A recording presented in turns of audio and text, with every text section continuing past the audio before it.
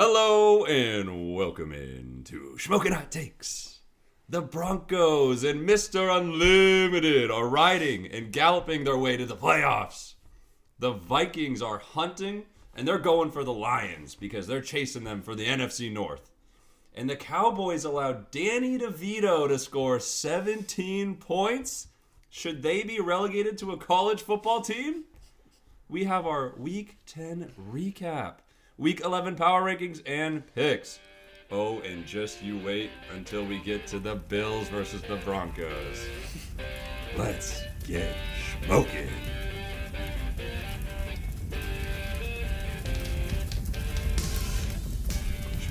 Smoking. Welcome in, everybody. Welcome into Shmokin Hot Takes. I'm your host, Prophet J. And I got Koop. Ayo. And KDawg. Hey. Woof, woof. Okay, I was going to give you a compliment on that intro. It's probably the best until you had to bring up the Broncos. I was like, all right. Yeah, he really took advantage of making the intro. He mentioned it twice in one intro. That's kind of a lot. You know what? You're kind of abusing your powers a bit. Well, you guys are welcome to do the intro. I think the viewers would prefer it. I don't think so. You remember our duo intro? That was awesome. That was as good as we could get. Yeah. That was awesome. I mean, I think you guys got it. You got you've listened to me do it now for what? 16 times? Probably more because I've redone them. What you guys don't see on the backside is it's me doing it usually 2 or 3 times. That was the first one. You've nailed a couple of them. There's some that took I think 5 takes. That's That's what the viewers really do. Maybe your worst one, but you've been pretty good with it. I Yeah. would say. Yeah. Well, folks, it is today's Tuesday, November 14th. That's right. It is exactly 5:35 PST, just in case you're curious on when we record. Just getting them all the details for those super fans out there. I've literally never heard of a podcast ever say the exact time. We might be the first. So that's pretty cool. It's a record. And it was a wild weekend of football. It was crazy. Capped off by one of the most catastrophic games we've ever seen in history. And you know what? I'll take it because I was doing the happy dance yesterday. Yeah. I was doing the happy dance. Well, actually, I felt like a chump because when they went to go kick the field goal, right, to win it, I was in the group chat and I was like, "Let's go!" I was counting my wins. I was counting my eggs before they hatched, and then they missed, and I was like, "I am the biggest chump on the planet." Yeah. No, I was primed. So I watched it on a bootleg. So I was a couple seconds behind you. So for a second there, I was priming to send clown on you a little bit, and then I saw that there was a flag, and then they made the field goal. So I got that robbed from me. And that was worse than seeing them win. It's that feeling. Yeah. You had it typed up and everything. You just waited to hit I was the real That's chump. like when I was the chump. That's like when we're working on a meme and then the exact opposite happens. It's a really good meme and then we were cooking. You have to discard it all. Yeah. It's fun. Yesterday I saw, this was before the game, but I saw a stat that on Sunday there were 5 games that were decided with a field goal on the final play, which is the most in a single game or in a single day in NFL history. Wow. And then on Monday's game, there's another one. Yeah. That's kind of crazy. Did they all end in wins, or did anybody miss to lose? I have the teams. I didn't look at that. know. The Browns, they won. Yeah. Seahawks won. Texans won. Lions won. And Cardinals won. Yeah. Wow. Yeah. That's gotta be. That's nuts. Yeah. You see how important kickers are now. Some people say they're not. Yeah, let's put them back in our. Too important. I don't have them in any of my in fantasy. I don't have them or in fantasy any of my or in actual NFL. People kind of Actual NFL, they're very important. I know, but some people don't think so. I think honestly the best thing was them pushing the extra point back to the 30 was it a 33 or so? Or it's a 33-yard kick I think for extra point like that. I remember not liking that at first, but I like so it's that just not now. a gimme, it just adds it does add meaning, even though they still make it 90% it's hard to of the time. enjoy change at first, in our sports they're so sure. traditional. Yeah. It's tough. Yeah. Well, how you guys doing? You guys are good? Doing well. Good. Yeah, Surviving the week. I hate it's only Tuesday, so yeah. All right. Well, I think we should dive into it here. But first, before we get into it, Make sure you like, follow, subscribe. Give us a 5-star rating on Spotify. Guys, we haven't gotten one in so long. Can someone out there? Probably been over a We're month. just stuck at 20, right? Yeah. People are like they're good at 20. Nobody wants to be 21. Will you do some For me. All right. Going like that. Spotify for me. Okay, all right. Koop's been karaokeing over the weekend. Maybe. Yeah, and then check out Instagram, YouTube, Twitter, Teespring. Don't worry about. If you want to, and then if you want to, If you want, there's- if you like I it. designed something that's kind of sick out He there. feels- you know what it is. He's sitting on the throne over there, designing things now. All right, He's the host and he designs. What do I not do? I don't know. Pick outcomes. All right. Well, speaking of picks, let's get into our Shmokin Hot Takes recap for the week. Yeah. You want me to? Yeah, KDawg, you want to do that real quick? Sure. So once again, somehow we managed to go 0-3. For some reason, we just can't hit these. Some were not very close. I guess I'll start out with Prophet J. So he predicted in the Titans versus the Buccaneers that Will Levis would return to having another, great performance, throwing for 300 yards, 3 touchdowns, with 2 of those touchdowns going to Derrick Henry. Wow. Safe to say, I don't remember the Titans scoring any touchdowns in that game. Correct me if You know I'm what? wrong. They didn't. No. So, in actuality, Will Levis, he had 199 yards. Didn't even get to 200. And 0 touchdowns, obviously. Oh, yeah. And then just for fun, Derrick Henry had 1 catch for -4 yards. you had a total of 20 yards. Yes. So, yeah, Wow. Schmokers, I got a little carried away with the whole Dak Prescott, hotness from the prior week. Yeah. And I was following the trends, but you know what happens in the NFL? There aren't really much trends. It's hard to get them. So I think that's got to be up there with the Aiden Hutchinson call I had for No. one of the worst. Come on. Did anything of your Aiden Hutchinson? He got a come fumble. true? He got a recovered fumble. That's right. Well, I got 2/3 of the yards. He's a quarterback. He should be throwing 300 yards. Yeah. Hey, I'm taking small wins, man. Small wins. Well, Schmokers, don't worry. My Shmokin Hot Take for this week is going to be even better. All right. All right. Nice. And sticking with the quarterback, so Koop predicted that in Kyler Murray's first game back, he'd get 250 yards passing, 2 touchdowns throwing, and 60 yards rushing, along with a rushing touchdown. So this one wasn't bad. He had 249 yards passing. 249, Hold on. yeah. So I Sorry. basically called. Hold No, on. it doesn't count. The passing yards. I called a rushing touchdown.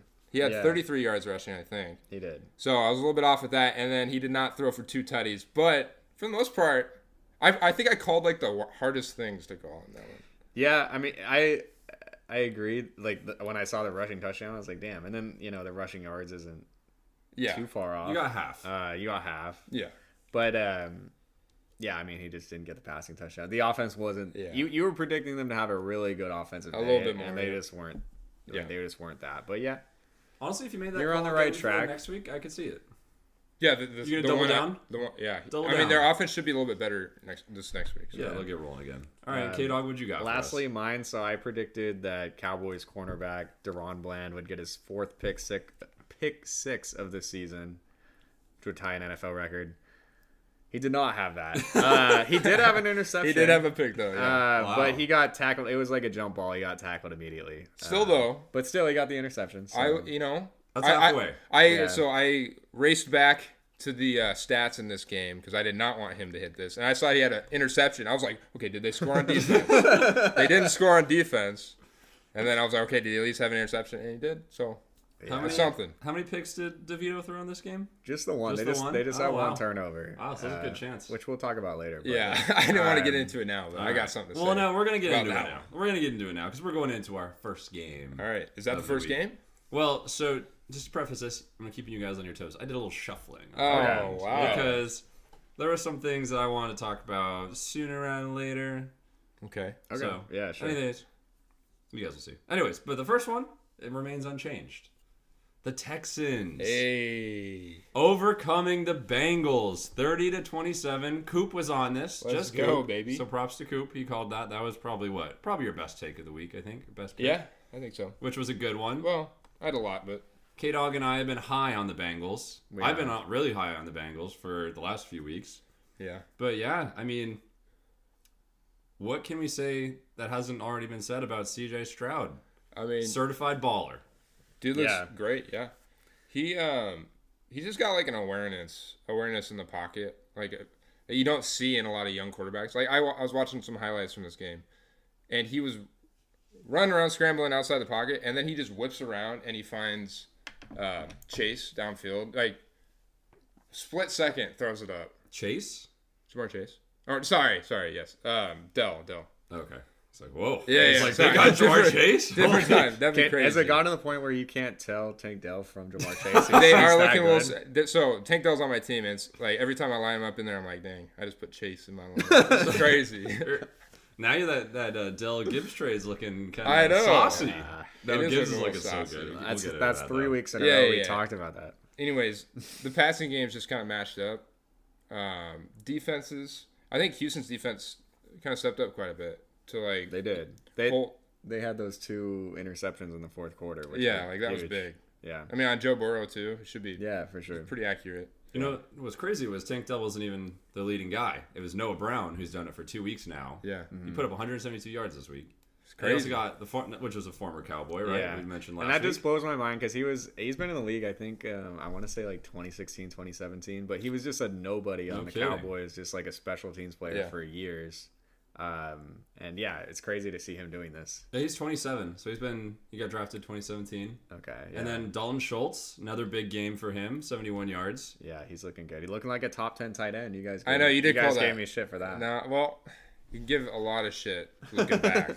Which is kind of funny that we would give shit, or at least Koop would, because didn't you have Stroud pretty highly? So like in theory, if Stroud's doing well, then you'd think that they're leading. I mean, I don't know how much shit I actually gave. Well, I think that I might have. Well, I think you guys were surprised to see him. I think, and when you think of like the Texans' weapons, I mean, I don't know who I would have thought of, I guess, but I don't know that Dalton Schultz is necessarily number 1 on that list. But how about the unspoken MVP of this game, Devin Singletary? Seriously. Hey, I'm glad you mentioned that because was it just last week or was it 2 weeks ago that we played each other in fantasy and I was like, oh, you picked up Devin Singletary. Yeah, right. And he had a terrible game. And then, he's got 150 and a touchdown. This really makes me sad because it makes me wonder what Damian Pierce would have looked like. Because I think he's the better back, but I don't know. It's just opportunity. The thing is Devin's game. If Damian Pierce was available, then they're probably splitting, right? Like, clearly they don't have anyone past Singletary that they like. It's just those 2 guys. So whoever's available and healthy between those 2 is just getting the full load. I know. Right? I just would like to see what Pierce looked like because I think he's a top 10 running back, and we saw Singletary look like that, this last week. You know who's looking like a top 10 running back? Who's that? Jahmyr Gibbs. Oof. You know who had him on his list? This guy. Anyways, let's go to the other side of the ball. Let's look at the Bengals. So, we mentioned the Burrow 2 picks. Although, decent day. About 350 and 2. Yeah. Jamar Chase came into the game kind of injured and then was quiet until the end. Ended up with 125 yards and a tutty. But, I mean, what do we make of the Bengals now that they took this L? I mean, is it just a surging Texans team and it's just like we're underappreciating the Texans? Yeah. Or the Bengals? You think the Bengals continue to roll like the offense goes? Well, I think they're both just good teams that happen to meet up right now. Like Texans have gotten better on defense and offense. So have the Bengals. I think they're just kind of at like the same teams, to be honest. They're very similar. They do have a kind of an interesting comparison, yeah. Yeah, and it's like, when we beat the Lions really close, two good teams coming together. Yeah. We both got trounced by the Ravens, so you can see how close we are, in comparison. The Texans got trounced by the Ravens too. That's true. Week 1. That's crazy. We'll see how the Bengals do. Yeah. But yeah, I mean, they didn't have Higgins. So Boyd, you start him in fantasy like I did. He had a pretty decent game, but he drops a touchdown in the end zone that would have actually put them over, and they probably would have won that. That's the one. I think that's the drive where they ended up kicking that field goal, which was their last score of the game, I believe. Yeah. Right? And then Houston marches down. And wins it. Yeah. So. Right. Yeah, I agree. Were you done? Well, I mean, it's just one of those 50-50 games. Yeah. Yeah, that's how I feel too. It's just like I think it shows that the Texans are they're here. yeah, they're good enough where they can win games like this, which is not something we've been able to say for And we just a while. talked about the playoffs last week, right? On who we're inserting. Yeah. One of us mentioned the Texans, right? Oh, yeah. I think it was you, huh? Was it? I can't remember. Like, after this game, it's kind of reworked some things with me. Yeah. To, like, where I wish I could have said something like that. I don't know. I'm still like I'll talk about it later. rest of the season. I guess I'd have to look at the schedules, but I still think the Bengals are a better team this year. Yeah. I still think the Texans are kind of up and coming. But like you were saying though, like I had in my notes, I was gonna bring up the Tyler Boyd. Like if that goes differently, if he doesn't drop that, then the Bengals probably win this game. If Burrow doesn't throw 2 interceptions, one of them being in the red zone, I think. True. So, like it just would have gone differently. right now, the Jaguars are the top of this division. Yeah. Who do you think is better, in Texans or the Jags? I don't know. I can't figure out the Jags. I think they I'd like to see in them. Texans or Jags? Texans beat them the first game. I'm excited for them to play again. I don't know. I think when they Texans do. just like smoke them. I could see it. I mean, the Jags. Well, I don't want to jump into the Jags. Yeah, too soon, I have more to say about the Jags, but One final question I have for you guys. Sure. Would you rather have on a team trying to win championship Stroud or Burrow? Josh Allen? Oh, Stroud. CJ 100%. Stroud. Right now, you 100%. have Really? At this point, You're have that to. confident? Yeah, you Over have to. Allen? Okay. But From I what have I've more to say seen- about Josh Allen. Too. Yeah. Same, Yeah. All right. Let's, I have let's a well. continue. I have one more thing I want to say. I have a stat about CJ Stroud. This is definitely a kind of an ESPN stat, but I can see that you have it on your phone. yeah, but but I think it's important. So I mean, just to show how good of a season he's had. So through 10 weeks, he leads the NFL in pass yards per game and touchdown interception ratio as a rookie. Wow. That's only been done through 10 weeks. That's only been done 3 other times in NFL history, and that was by Patrick Mahomes, Tom Brady, and Peyton Manning. That's So awesome. he's just in like absolutely elite company. And those are like, I know that's like, through 10 games, it's kind of nitpicking, but like those are 2 key stats leading the NFL in pass yards and touchdown interception. This guy's Are one of we the seeing the beginning one of a of the next, dynasty? one of the Is next it- goats. Can right? I call a hot take here that we're seeing the beginning of a dynasty? Because I mean, I don't think that's hot around here. because around here, but maybe out in the streets, I don't know, where, man. where the media is, because we're a little early on things. We're a little early. Yeah. I'd call us early. Sure.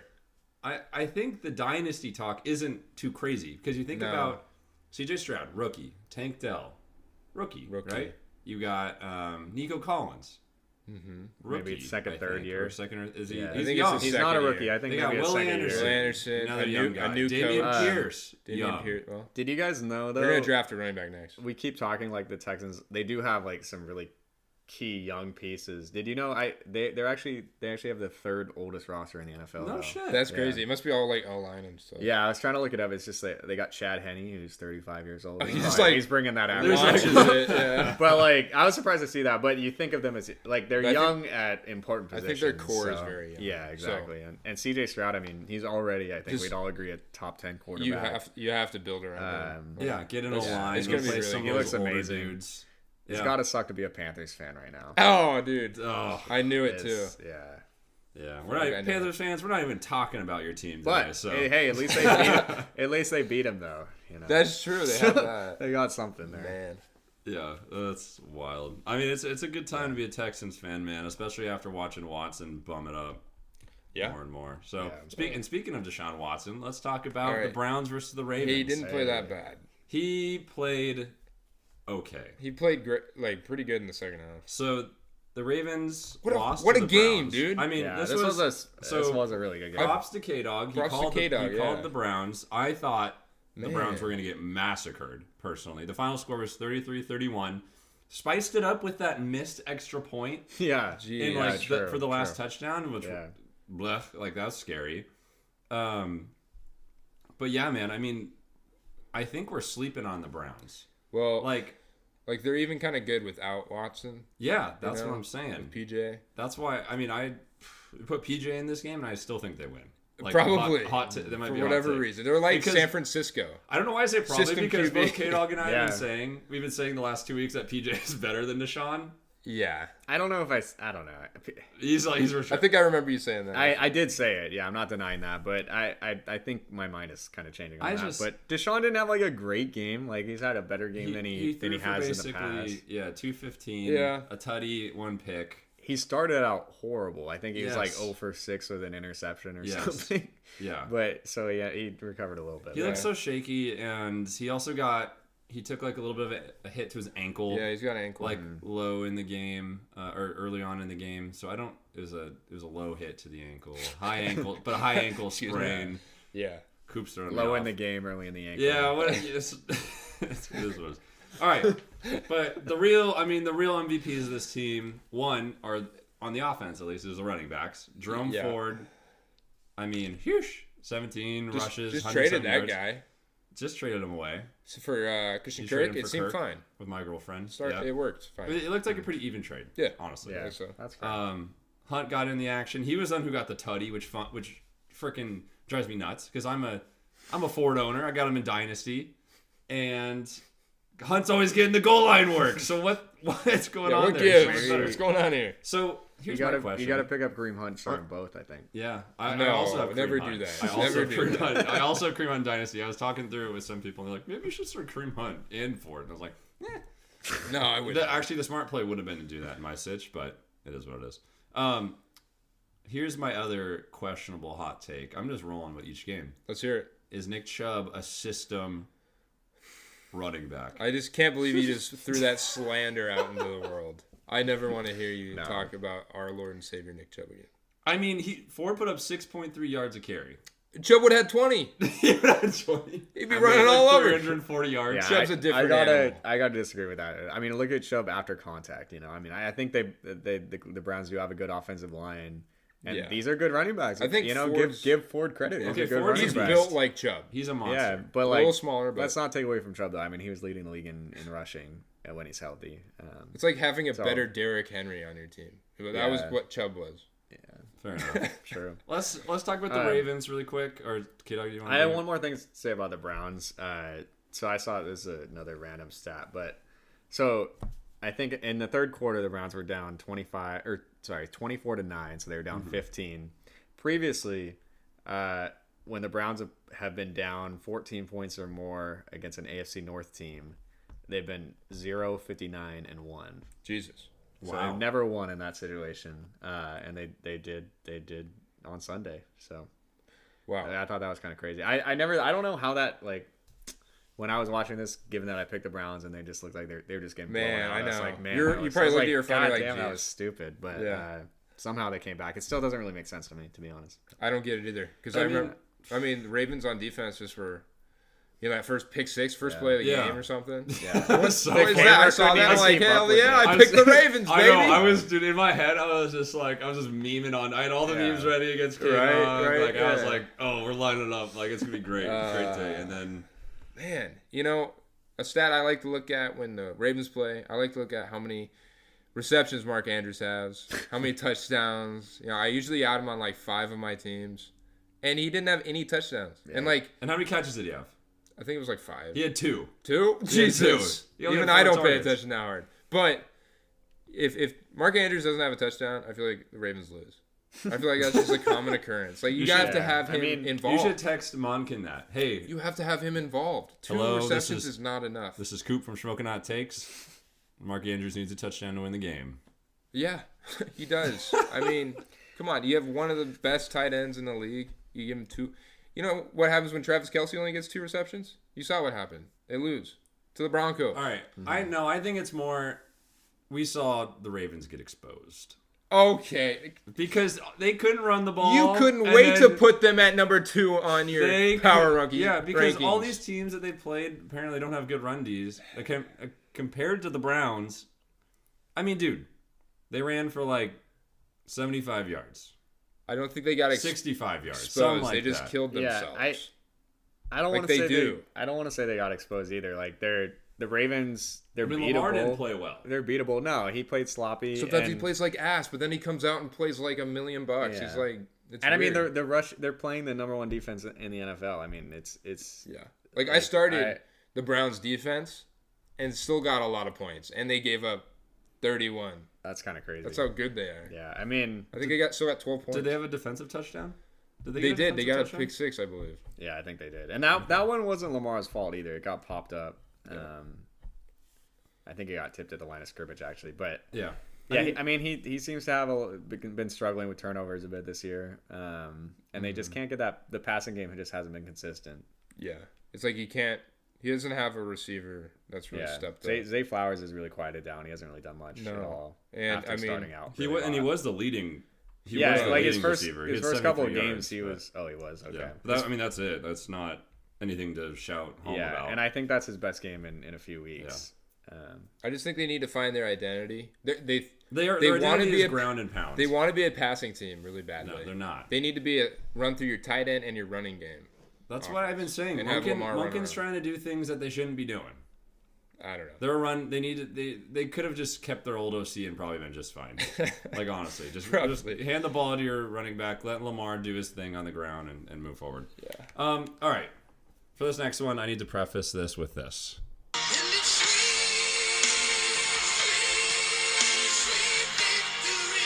All right. How come Why you cutting me short? How come we didn't get one of those for each of ours? Huh? Because doesn't seem fair to me. You say it twice in the intro. You play the soundbite. With the Broncos versus Bills. This is the take of the year. This is his Super Bowl, man. This is the take of the year. This is his Super Bowl. I want to remind. Go ahead and remind him. Well, I was going to remind all the listeners that he is currently last in ours. That's what I'm saying. This is his Super Bowl. But yes, go ahead. Go ahead, Papa J. This was a good pick. This is the pick of the year so far. Tell me I'm wrong. We'd have to go back. We'd have to go back through the records, but I'm not comfortable with saying. But right now we'll say that we can all agree. No, I don't know. Hindsight, I would say it's an easy pick. Okay. I think there's a little bit of recency bias there. I think I helped you out a little bit. You know what's crazy? I put some voodoo on there. I called this 2 weeks ago. I put voodoo on there. I called this 2 weeks ago. I was ahead of all NFL media. We remember. You were there. All right. Anyways, I'll stop taking my victory lap. This is a 24-22 win at home away in Buffalo. Yep. Broncos came on top. That's right. There's a serious conversation that needs to be had about both teams actually, because this was a statement game. One for the Broncos, in my opinion, where that top 5 defense, KDawg. Yeah, they're still there. They're still top 5. Broncos are kind of breaking out, huh? Yeah, I mean, Russ. I saw a stat today. I don't know. I don't remember what it was, but it basically came down to Russ is playing hot football. How am I supposed to trust you if you don't even remember what your sources? Russ, hold up right now. Can I go and say what I think about Russ first? He is clearly way improved from last year. He's playing very efficiently, but I don't want to say he's hot because he's not really lighting up the any defense. It's just efficiency. He's averaging through 9 games he's averaging only 200 yards per game, almost exactly. But he does have a 67% completion, 18 touchdowns, and only 4 interceptions. So 18-4. That's what it was. That's Thank a you. great. Which is really good. Same thing on Reddit that I just found. Which is obviously very good. Top and that's used to. I mean, that's what we're used to seeing from Russ. Absolutely. When he was at the Seahawks, he threw very few interceptions. Hot take. He's back. He's only throwing for 200 yards. That doesn't matter. If you're throwing 18 touchdowns on 200 yards, a game. Yeah. A high percentage of those are touchdowns. Here's what's happened. They're playing clean football. Mm-hmm. They're getting tutties. They're not turning it over, and the defense got their heads out of their butts. Yeah, I agree. And that's really all it comes down to. And then you also have the emergence or re-emergence, if you will, the breakout, if I dare use that term, of Javonte Williams again. He's looking great. Okay. He's starting to be a little bit more of himself that we saw earlier on last season. Absolutely. And that's why I feel vindicated that I drafted him so many times in all my leagues. Pretty early. I sat and held. I had diamond hands on this guy. Now he's popping off. What's it's the great. other guy's name? The other running back? Piran, McLaughlin. No, maybe it's McLaughlin I'm thinking of. I think I saw him on waivers or something. Yeah, he was booty. He had 8 rushing yards on 6 attempts. Yeah, the Broncos, I mean, their offense... Yeah, I mean they're very efficient, and but they're just not going to score. They're not going to score 30 a game. No. So it's just if that defense can play well enough, but then they can win. That's these the games. thing. They've been playing some pretty good offenses, and have been doing that. And they shut Diggs down. PS2 shut Diggs down. Yeah. Pretty good. Yeah, he remembered he was a top cornerback. He's like, wait, we have a chance. We could play football. Yeah. And the other thing I wanted to mention was how about the Cortland Sutton catch? Was that a tutty? That was absolutely a tutty, but I've seen Tyler Lockett do that maybe 3 or 4 times. Honestly, with Russ. With Russ, without Russ. Yeah. But amazing catch. I mean, when you see that the first time, and they're like, oh, that's not a catch, blah, blah, and then you're like, wait a second, what's that? And then he looked down, and he took his shoe off. and his toenail came out and clipped that line. That was pretty sick. Yeah, that was remarkable. And honestly, the game, you just knew the game was doomed from the start when James Cook just gets the ball ripped out from his hands. Was that first play of the game? Was that a first play? Yeah, First play of the game. He's just getting tackled. They just rip it out and run away. Yeah, It's like, all right. So after his second fumble, where he was bounced it awesome. off the turf, That do you was start so to great. wonder if they're going to have Fournette come and play a little bit? No. James No? Cook is the far superior back. Well, I mean, if he keeps fumbling, I don't they know. lost because of him, in a way. I mean, they lost for a lot of reasons. Yes, but he was. They part lost of it. because they had 12 men on the field. They lost because Josh Allen is playing like Dookie. I mean, Yeah. like let's talk about the Bills. Yeah. Why did they lose? Well, let's see. Josh Allen threw 2 interceptions. Josh Allen fumbled. James Cook fumbled. They had 12 men on the field and gave Will Lutz a second field goal attempt. Which, by the way, can we just say how funny that was? It was like a Chinese fire drill to like get all the players on the field at the last second. So Like, yeah. I was watching that a little bit delayed, and C-Dub sent in the group chat. He was like, "This is a clown show," and I saw that happening. I was like, "Oh no, are they gonna like run out of time before they can kick the field goal?" So, but no, it turned out into missing the field goal, and you know the Seahawks lent the 12th man over there and gave Russ the win. You know that's pretty cool. Yeah. What do you mean by that? What? Well, okay, we're the 12th men. Oh, I see what you're saying. I see. This guy's a That was Cowboys good fan. one. He's a little That was slow, a good one. right? That was a good one. Yeah, I mean, it's just I forgot about on that field goal how they were running down there, and Yeah. like that maybe that's why he missed the first time. And once he got It was a a little chance. rushed, Yeah. But yeah, I don't know what to make of the Bills. I mean, they're 5-5 now. Josh Allen is just so sloppy. I mean, he had 3 turnovers this game. Yeah.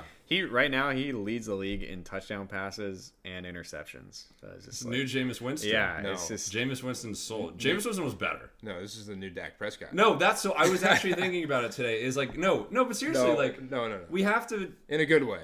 The way people talk about Dak, He never We deserved it. yeah. no, he did KDawg. to some extent, but He deserved it last year, But we need to talk but about it- Allen in that way. Allen Yeah, is not yeah. not a top 5 QB. He's not a top 10 QB. Okay. I think- He's Okay. not a top. He's not when a he's top 10 when he's QB. on, he's a top 3. When he's off, he's top. But dude, he's bottom. part of 15. being a top 3 is being stable Yes, week to but- week and being the bedrock of your offense. He still is, He and is that's why they earthquaking. lose. That's He's why already they you lose. gotta look at the big picture though. I think like the past couple of years he was probably a unanimous top 3, definitely unanimous top 5. Yeah. And now I wouldn't put him in my top 5 right now, and I don't know No, I if wouldn't any of say you top guys five. would. He's on my top 10. So he has fallen for sure, but like he still leads the league in touchdown passes too. Yeah, so so it's like I- he's just That's why he can't be out of the top 10. No, he's on my yeah top 10. he's just the turnovers are just more of a problem Sam now Howell than they've ever or been. Josh Allen. Josh Oh Allen. my god, Right. Josh Still. Allen, dude. Let's not get ridiculous here. Just It's a saying. smoking But yeah, hot I'm take. just saying. and the 12 men on defense. I want to say something about that too. What a stupid way to lose. And I like know. I don't think it's an exaggeration or a crazy thing to say that like that could have cost them their season. I mean, falling to 5-5 versus what should have very well should have been 6-4. Yep. In that tough like AFC Their wild card schedule- race. It's brutal. Yeah, like It's that, brutal rest of season. that's gonna come back to bite them, I think. And I think did you say last week, Prophet Jay, that you had the Bills missing the playoffs? I do. think? Yeah. And I yeah, do. I that's do it's too. kind of looking that way right now. Yeah, I mean, here's the thing. They play the Jets this week. And I will be honest with you guys, I had a hard time picking a winner Yeah. for this one. Well, Yeah. And here's the thing. If they lose to the Jets, burn it all down. It's over. Like you're losing your head coach, you're losing your franchise, you're losing your fan base. Like at this point, yes, but the Eagles just lost to the Jets. and that's They would have lost him twice though. The Bills yeah, lost him. they lost in week 1. Did you Oh, guys that's see just today the Bills offensive coordinator Ken Dorsey got fired? He did. Yeah. Yeah. So he's been with Yeah. the team since 2019 on that offense, which is pretty much the entire time that Josh Allen has been good, right? Honestly, I feel for the guy. I don't. Because Josh Allen is just ass right now. Like, Yeah. he's not the one. He It's- called up the plays. Josh Allen couldn't just Right. execute. It's odd to me because like they still, and I guess I'd have to check the stats, but I think they're still near the top of the league in points per game. Yeah, it's probably because Like these turnovers aren't the offensive coordinator's yeah, fault. they needed a scapegoat, man. It's they needed strange. someone to It's toss right strange, yeah. That's all. But the Bills, I mean, we've been saying it all season though. The Bills are gross. Smelly. They're smelly, they're stinky. Like we've been on this since day one. I mean, I guess they had their ups and downs, but I mean, they just beat the Dolphins. They play up and down to their opponents, and they played down to the Broncos. But that's not to give give the Broncos their credit. I actually reached out to Broncos fan 42069. Oh, nice. I wanted to hear some of his comments for this game. So I'll just read. He just thinks that they're getting a lot of momentum. Russ played great. Touchdown was immaculate, which we saw from a lot of our Seattle days. Defense still needs to get some things together, but oh boy, thank God for the 12 man. So Broncos fan 42069, shout out to you. He's pumped. He also hit a fat parlay and won like a grand. Yeah, I heard about that. So maybe he should be talking to C-Dubs. Yeah. Get some of those parlays on the locks. But yeah, man. I mean, I'm excited for the Broncos. And honestly, that hot take about the Broncos making the playoffs, not looking too bad. Yeah, although the AFC is so competitive. So I still don't see it, but at least it's an improvement from last year. Yeah, I said it looked fun. And it's looking fun. It's looking spicy. I like watching them beat the Bills, I'll tell you that. All right. Let's move on. Let's go to the Lions versus the Chargers. Oh, boy. So we got the shootout of all shootouts in this one. That was a great game. This is a fun one. So the Lions came on top 41-38. Koop's Chargers came in. Hey, you know what? Gave them a real scare. This was a great game for my Chargers. I've been hearing whispers, outcries actually, of Kellen Moore's offense isn't very good. I'm sorry, they just put up 38 on one of the top defenses in the league. You were like, what defenses have they played? And they've only put up 15 points. Yeah, no, I know. They came to play. I know. I was wrong about that. I wrote that down too. I was kind of implying that this could be more of a defensive game. It wasn't at all. The Lions. I remember listening back. You said the Lions were going to kill the Chargers. Yeah, well, that didn't happen, clearly. They did still beat them. But, yeah, they combined in a game that I thought maybe wouldn't be as high-scoring as people were hyping it up to be. They scored 79 points and had 950 total yards. Crazy. I think we'll get to – I don't have as much to say about the Chargers, honestly, but I still think they're missing the playoffs. I mean, they lose this game. They're not in good shape. Well, this was definitely one of the ones I picked them to win, right? So they it does not look great. No. But they can still they have some other matchups they can definitely turn into a win. Could get them there. So. I think the Lions are the best offense in the league. I mean, just the way they're... That's pretty hot. That's really hot. I think so. The way that consistently? Yeah, the way they're able to against run the the ball. Ravens? I would say they're no. Obviously, that's a down game. I think they're better than the Raven. I think they're actually their offense. But you're saying that they scored 3 against the Ravens. That's why you brought that up. Yeah, but I mean, what offense do you think is better? I think the best offense has to be putting up numbers against anybody. Let me get my. Well, what were you gonna say? No, I hear what you're saying because I mean you have an extremely their running game is just pounding your face just over and over. You're not gonna stop them and.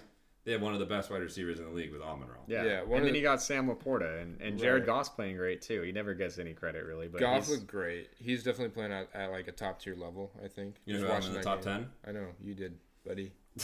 Great one.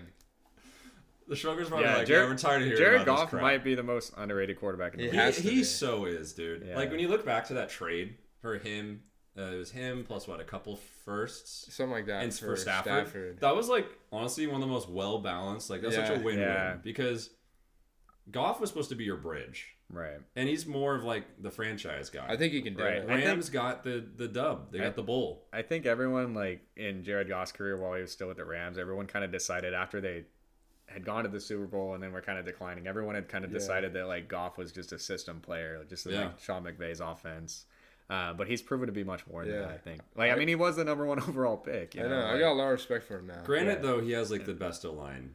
That doesn't matter, But it does matter. He's still got to make the throws, but he's getting more time. He's getting better protection. He's not getting hit as much or pressured. So that does have some effect, right? But I'm not taking any credit. I love Goff. I got him all my fantasy leagues. Oh, look at that. That's because it's because Aaron Rodgers died. But that's true. He died so Goff could run. I think. The biggest play in this game, I thought, was that the Lions on their last drive, they had a 4th and 2, and they decided to go for it and drain the clock rather than kick the field goal. That's a pretty ballsy. You don't really see that very often. There was actually a hilarious quote from Dan Campbell about that exact moment. I'm trying to find it. Can you summarize it for us? He said, "Here's what I would say. Because I tell my family this, just wear a diaper before some of these games. I'll give them an alert and say, put them on and be ready to roll." Oh, I love that. I love it. Like, and especially in a game like this where it's like it's so high scoring. Yeah, like, he knew last one with the ball is gonna win. So good for him, man. No, he's such a great head coach, man. I mean, just setting, he kind of feels like Pete Carroll to me, like just setting a good culture and like a good tone for the overall organization. Like, that's crazy. And then let's just talk about Gibbs for a second, because Gibbs and Montgomery. I mean, good lord. Montgomery had 116 yards. Gibbs had 77. Gibbs had 2 tutties. Montgomery had 1. Montgomery put up basically 10 yards a carry. Wow. Yeah. That's some Chubb numbers there. He did have that big, I think it was 75 yards on the touchdown. But yeah, like that's why, going back to me saying they have the best offense, like we talked about Jared Goff, but you got these 2 running backs that are just like, I think they complement each other perfectly. Very much like the Thunder and Lightning people talk and about. with that offensive line too, like how do you stop that? I can't think of any other. I mean, we'll get into this. I'm shocked at the middle segment. I'm shocked that we beat them. Like, honestly, the Lions. It was early. It was early, but I mean, it's just they're unreal right now, and they got to be one of the, in my opinion, hotter teams right now. Maybe agree for us this season. Maybe the Lions' defense isn't as good as we think it is. I would agree with that. Yeah. Like they're not maybe they're not one of those defenses where you can expect them to show up every single week. Right. Yeah, I would say, I want to say top 10, but on the backside, maybe 11 or 12. Yeah, I think I can think of at least 5 off the top of my head that would be better than them. Sure. Yeah, and then Chargers, Keenan Allen's just doing it all, man. He's put up 175 and 2. Like, that's just nutty. He got a little banged up, which is hard to see as an owner of him on my fantasy team. But he went into the locker room, came back out, so he probably got some sort of injection going on. Yeah. And he came out and balled out still. Yeah, so he's a stud. He's like, what, 30? He's like old. 32, I think. Homie's bald. He's bald with a big 31, beard. He's just balling on people. Yeah, I remember KDawg was like, okay, who they got? They got Herbert, Eckler, and Keenan. Is that going to be enough? Like, yeah, that was clearly enough. Plenty. They were putting up monster numbers. It wasn't quite enough. They lost by 3. Okay, come on now. It was last possession. That's I know. They play great. Keenan Allen, we had 11 catches this game. Yeah. I saw this was his 20th game with 11 or more catches, which is the most all time. Wow, great. It's kind of crazy. Man. That's awesome. Yeah, I mean, he's had a crazy year. Like, it's just. I feel like we've been calling for his downfall just because of his age the last couple of years. But I never really liked him. He continues to do it. I never drafted him once before. Really? I never really liked drafting him. And then I got him. And he's like a fine wine. He's just amazing. getting better with age, dude. I always liked him. So much disrespect. I always liked him back in the day for like PPR because he got some catches. Yeah. But like, I mean, he's a lot more than that. Yep. Yeah. I mean, man, if you got, speaking of fantasy here, if you got people facing the Chargers, you got to start them. Oh, man. yeah. Sheesh. Oh, yeah. You're getting lots of points. That's high scoring games. Yep. All right. Jags Niners. Oh. I was so wrong about this one. I'll admit it. 34-3, Niners over the Jags at home for the Jaguars, and they got their cheeks blown out. I'd like to give KDawg props on this one because he said that he didn't think it was going to be remotely close. Yeah. He had the Niners just smacking the Jaguars, and that's exactly what they did. Yeah. I mean, Purdy, kind of the resurgence a little bit. He's been a little down, a little quiet. He had 3 tutties, 300 yards. McCaffrey did McCaffrey things. I mean, he's just unstoppable. Didn't score a touchdown, though. No, he did not. So he's tied for the record, I think, right? I think it's, 17 consecutive games? Who was he tied with? Like Jerry Rice. Or something like that. With a wide receiver? That'd be kind of nutty if he was tied. I can't recall. I think. Yeah, I don't know. I was wondering that, and I didn't get a chance to look it up. I was Schmokers, like, did he break the record, or did he tie it? Yeah, let us know, Schmokers, or we'll pull it up on the side here. Kittle Monster Day 116 and 1. So I mean, he just did it on basically like 3 catches. So that's just nutty that he got that. But man, let's go to the other side of the ball. Jacksonville, dude, I don't know. KDawg, you've been the highest on T-Law this season. Yeah, what's going on? What do you make of him? What's going on there? I don't know what to make of him, honestly. I mean, this is a bad game all around for the Jaguars. It's a good defense, granted. Sure. But he hasn't really been doing it. Sure, but I mean, Trevor Lawrence, I think through 9 games, he has 9 touchdown passes and 6 interceptions. So it's just, it's not impressive whatsoever. I mean, they've been kind of leaning on their run game. The Jaguars, despite being 6-3, I had this written down somewhere else. They only have a total +6 point differential this season if you add all their points allowed, points given. So they're just like that kind of suggests that they're not as good as their record shows. Yep, I think they're like another Miami Dolphins. They didn't really play anybody. Yeah, they're this just their first one. They just haven't really taken Who that were they playing in London? Was it the Bills? The Bills. It was, but, and now that's starting to look not as impressive. I know. Now you kind of have to throw all that out. You kind of have to look at like who have they beat, and it's not. Unless I'm forgetting something. I mean, they played close with the Chiefs, but they ultimately lost. But this just, I mean, with going back to the 49ers, like this is what they are. This is what they can be. They were on that down road. They lost 3 in a row, but like they're back. I mean, I think this is what they are, not what that was. I think probably with that bye, they just got a little more reorganized. Got the team together, got everyone aligned. I mean, they're healthy again. They got Debo back. Maybe Debo does make that big of a difference. I mean, he just adds such a wild card, right? Because he can rush the ball. He is a great wide receiver, obviously. So he just kind of adds that X factor. Maybe it's just like when you have 3 guys. So let's say like Ayuk, McCaffrey, Kittle. Like that's a lot for a defense to handle, and then when you throw in another guy, maybe that just throws it over the top. Because he's like always the guy that's kind of in that pre-snap motion. Yeah. He's doing a lot of kind of the the fun stuff there. You never know what he's gonna do. Yeah, he's got a little fun guy on the team. He is a fun guy. Well, they've got a lot of fun. We don't like the 49ers, but they do have a lot of fun guys. I guess George Kittle. I don't. I like tight ends. I don't really like George Kittle. I kind of find him cringy. Why do you find him? I don't know. He just. Because he kind of gets up and he just goes, raw! Yeah, but like every time he does it, it just looks like you just feel like he's gonna try to rip his shirt off and like maybe I don't know, but Brock Purdy's pretty funny for him. Not a Mark Andrews kind of guy. Not that Mark Andrews is that. I know Mark Andrews the is lunch pail. He just goes in, gets his blue job collar. Done. Kittle's that guy who just draws too much attention to himself. He's just doing it for the spotlight. Like that Kelsey guy or something. Sure. Okay. The smokers will never know. That guy's the bozo. All right. Jason Kelsey. It's the sexiest man, baby. Whew. He's pretty sexy. Yikes, dude. Kind of like me. All right. Let's go to the Commanders versus the Seahawks. Go Hawks. Go Hawks. 29-26. Yep, we all called this one. We all did, but... Did we really call it to be this close? No. Well, no, we did not. I literally said if the Seahawks lose, I will be like a changed man, and it almost happened. Yeah, we said we were going to burn it down. Transitioned. I said I was going to burn it down. Yeah. So. Yeah, I mean, I'm glad we didn't have to see you guys go through that. It might have just been me on the pod today. Yeah, seriously. Well, at least we didn't give up 17 to the Giants. That means we would have talked about the Cowboys for 3 hours. Oh, yikes! All of our followers would have just I'll go for disappeared 20 to 1. Just a bit of a pivot in strategy or an audience we're trying to cater to. That's fine. Yeah, we could do maybe smokers. Let us know if you want individual podcasts per team. We'll do all 32. Dude, Gino started cooking in the second half. Second half, yeah. But first half, Gino was sleeping on the job.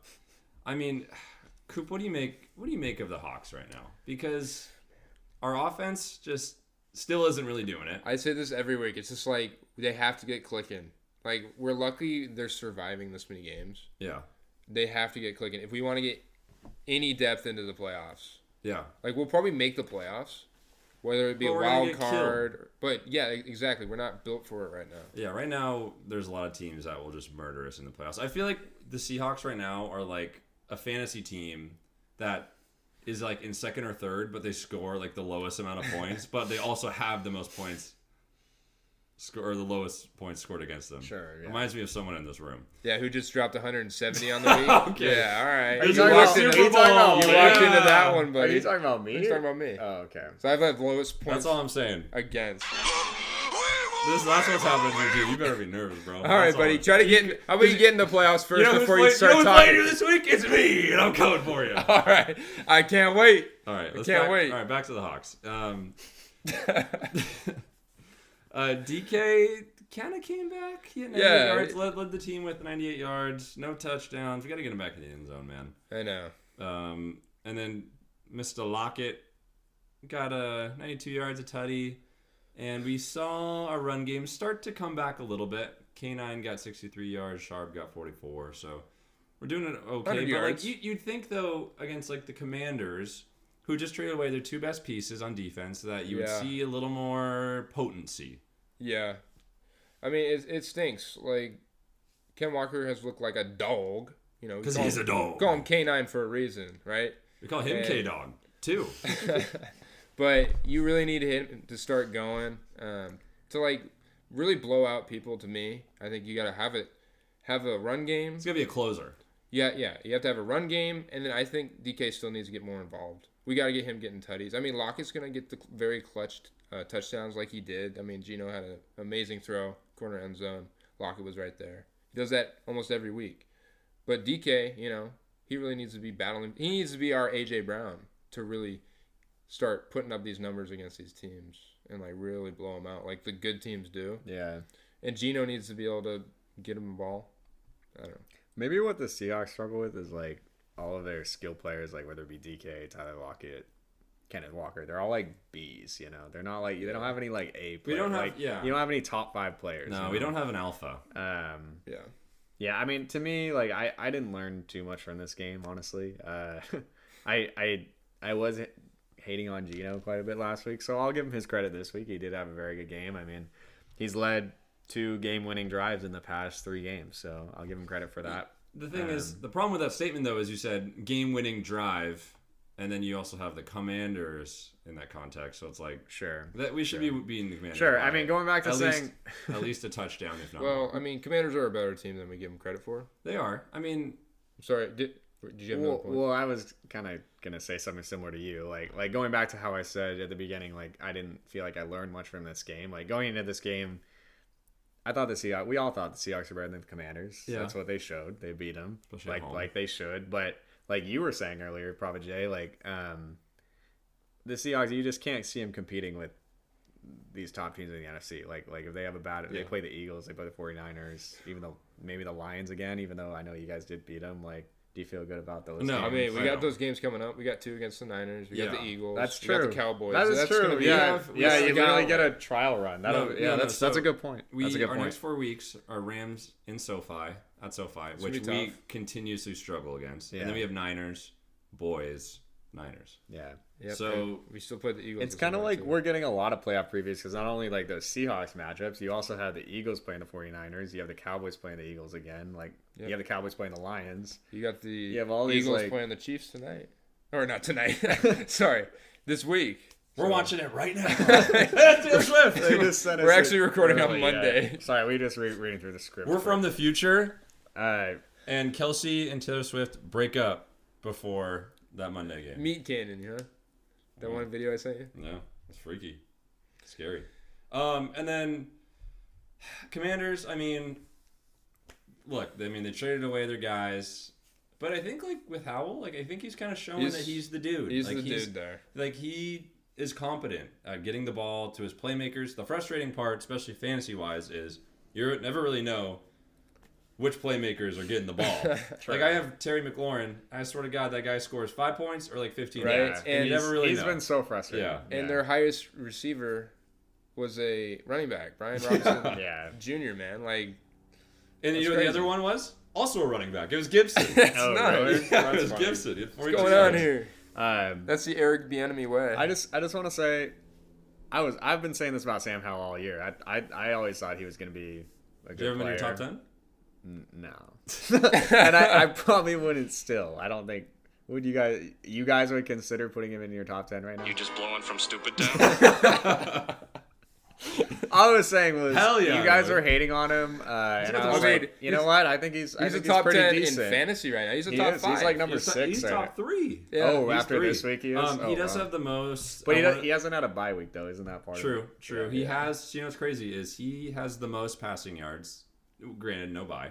Yeah, Second, C.J. Stroud. yeah. So I think C.J. Stroud beats him in yards per game, but Yeah. since Sam Howell's played an extra game. and he is tied for 3rd with most passing touchdowns. Sam Howell is? Yeah, Wow. yeah, behind Josh Allen, Tua, Russ, and Kirk Cousins. You know what's funny?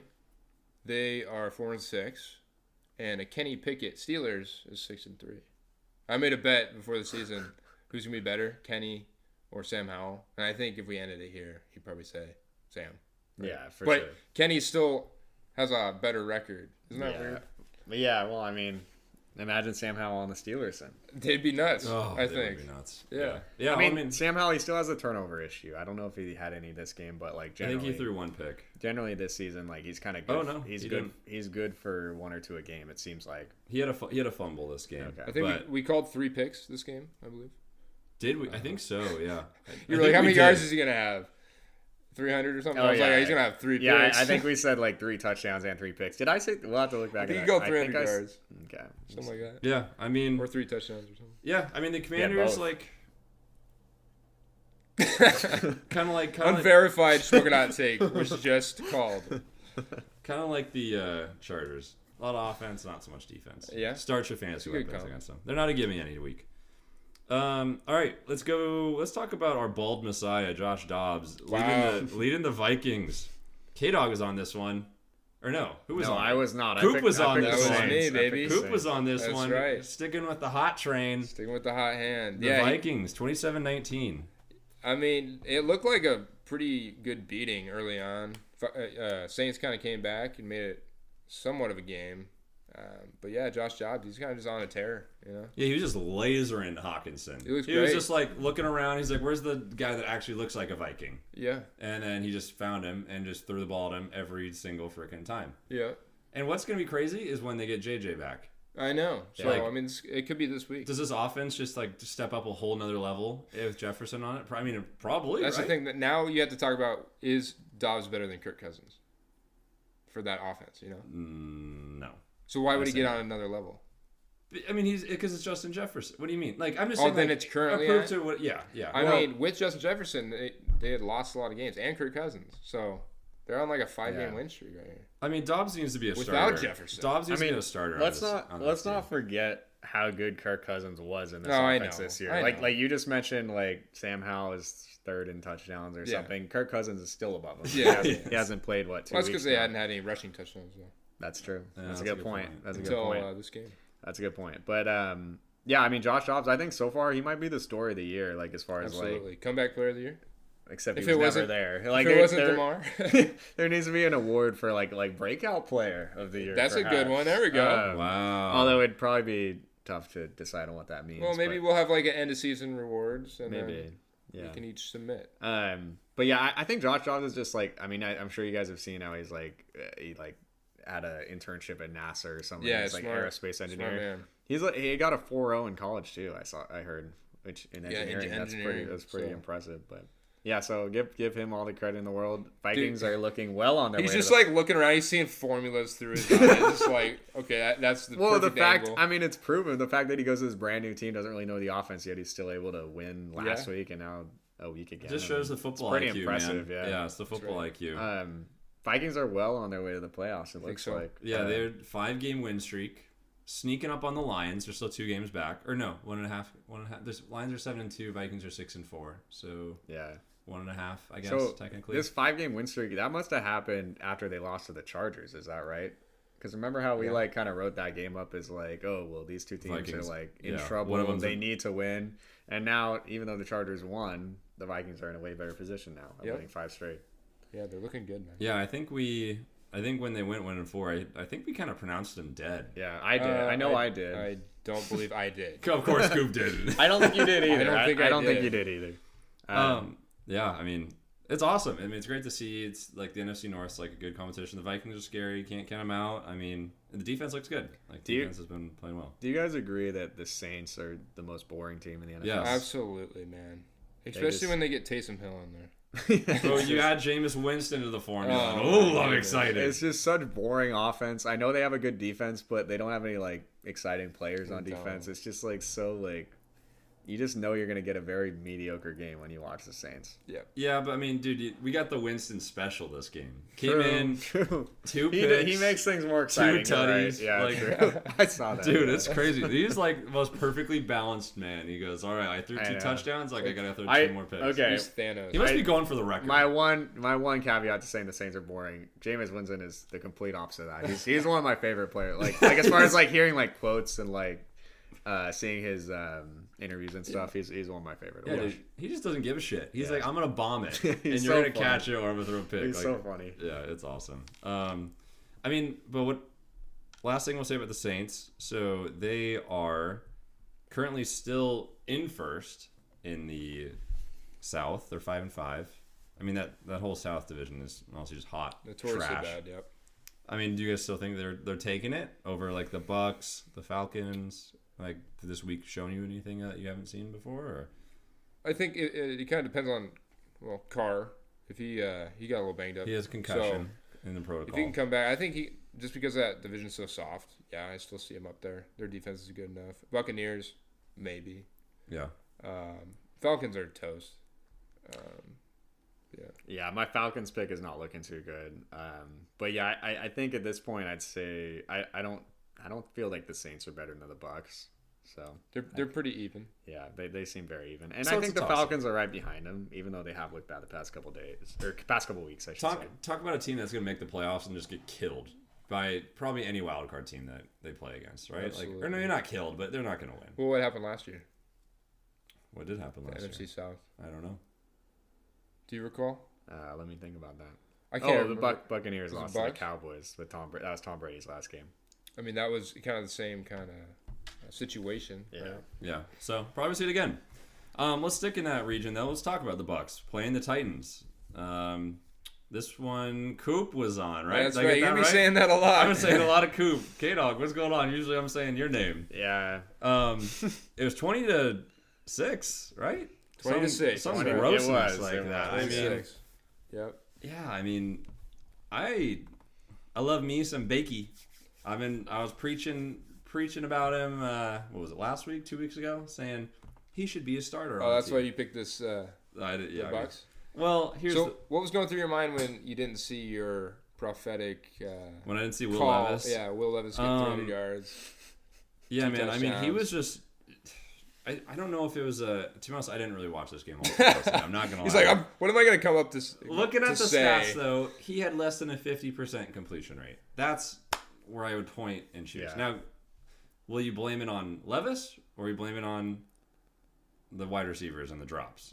I want to blame it more on Levis. They just couldn't get anything going. I mean, Tampa Bay's run defense, Vita Vea had a great game. Yeah. And when Vita Vea has a great game, you are not running the ball. Derrick Henry couldn't get going. Tajay Top- Spears. Yeah. Talk So- about a power matchup. Vita Vea versus Henry. Like Seriously. two big boys just going at it. Yeah, but anytime you can't run the ball, you're not going to be able to pass the ball either. You can't get that opened up, And then you have a rookie quarterback trying to, shove things down the field. It's Yeah. just not a good matchup there.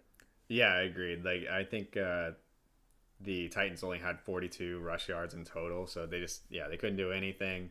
From what I saw from the stats, and also like I didn't watch the game either, but I saw a little bit of it on Red Zone. From what I saw, like they were just pressuring Levis all game. They had 4 sacks, and we're just getting pressure. Like the Bucks D line, like I think was the biggest factor in this game. Yeah, didn't really give because I mean the Bucks secondary has proven to be a little bit of a weakness, but it just seems like they didn't even really get a chance. They didn't have to do much. They could have just stood there and Yeah, that was the extent of it. Mike Evans had another huge game. Yeah, he had a drop touchdown as well. I saw a quote. He was like, did he? I was thinking about who I was going to give the ball to Yeah. when he dropped it, so he got a little He cocky does. I remember he had one of those last year because he was on my fantasy team, like a big bomb he dropped. there. Yeah. Yeah, but man, he's been playing a lot better this year than he did last year. He's I feel doing well. like. I had him last year too, and he was just. I just felt like he was kind of throwing up duds. You know how we say, he's never had less than 1,000-yard season? I was looking at that the other day because I was looking up his stats. Some of those seasons, one year he had 1,006, one year he had 1,015. So? I'm not trying to hate on it, but we just picked like this arbitrary 1,000. A lot of receivers don't even get 1,000. I know, it's just like, I don't 2 it's, seasons, it's not bro. maybe not as impressive as it sounds. I don't know. Have you heard that If he stat got like for- 900, would you still say, you wouldn't say something like that and then like, Oh, he's got 900 for the last. I mean, 1,000 is like a milestone for receivers. yeah, I know, but it's kind of an arbitrary number when you think about it. Any number you decide to name is arbitrary, obviously. Yeah, I don't know. I was just surprised. I was Or just if they said surprised. 1,500, would that I just be was just- arbitrary? It would. I was just surprised to see that, but anyway. All right, let's move on. Let's talk about the battle of the booty. It's the Panthers versus the Bears. Man, I got not much to say. I literally have nothing to say about this. Like, Well, I'll lead it off because I picked the Panthers. Didn't come through. They were up all game. You know, sometimes you just can't call dookie teams to beat dookie teams. They missed a field goal to tie the game. Yeah, I saw that too. So, Panero, man. Come on. But Bryce Young, he's just not getting any help with this O-line. So is it Bryce Young or is it the rest of the team? I'm not going to write off Bryce Young just yet. Even though I wasn't high on him, I just think he has no time. Your receivers are Adam Thielen and Jonathan Mingo, who sucks. And your defense isn't great. I mean, they're decent, but that's just not a winning formula. Yeah. Unlike Stroud, he's got a very good wide receiver core, pretty good O-line. Defense is cooking right now. I mean, it's just crazy to see an undrafted guy in Pungent just beat the number 1 overall pick. I think it was the second time it's ever happened or something like that, which is like he beat their defense. And it was granted it was mostly a Foreman game. Foreman had a big game at 80 yards. Yeah. But other than that, I mean, this game was just a stinker. This game was gross. Like, why are we putting this on? It was so boring. I tweeted this out. I thought it would have got more traction. The game was so boring that they had to put Jason Kelsey in the commentator booth. I was like, thank God we have no Kelseys this week because they were all on buys. But nope, we had to put Jason Kelsey in the commentator booth. I was like, what? Why? Yeah, because they were priming us. Get it? For this Thursday game that's coming up. Just saying. I don't know. Come on. There's no drop for it. Drop something. We need like a corner, like a. That was a self-drop. All right, let's go to the other most boring game of the week in Germany, starting at 6:30. Who woke up? Did you wake up for this game? I did Coop? wake up. I told you guys I would. I woke up. I watched about half of it, and then I went back to bed. So that's just that really depicts the picture from this game. Terrible 10-6. It's funny. I woke up early enough to get a tweet out before this game that said, "Shmokin Hot Take. This is gonna be the highest scoring game I saw that of the international series." It got crickets, obviously, and it was actually the least points scored, I believe. Probably of the whole season. Of the whole right? season, everything, man. Yeah, this game is just gross. But despite being 10-6, looking at the stats, there was 600 total yards of offense. So what happened? I saw a little jokey at it above that stat line. Oh, yeah.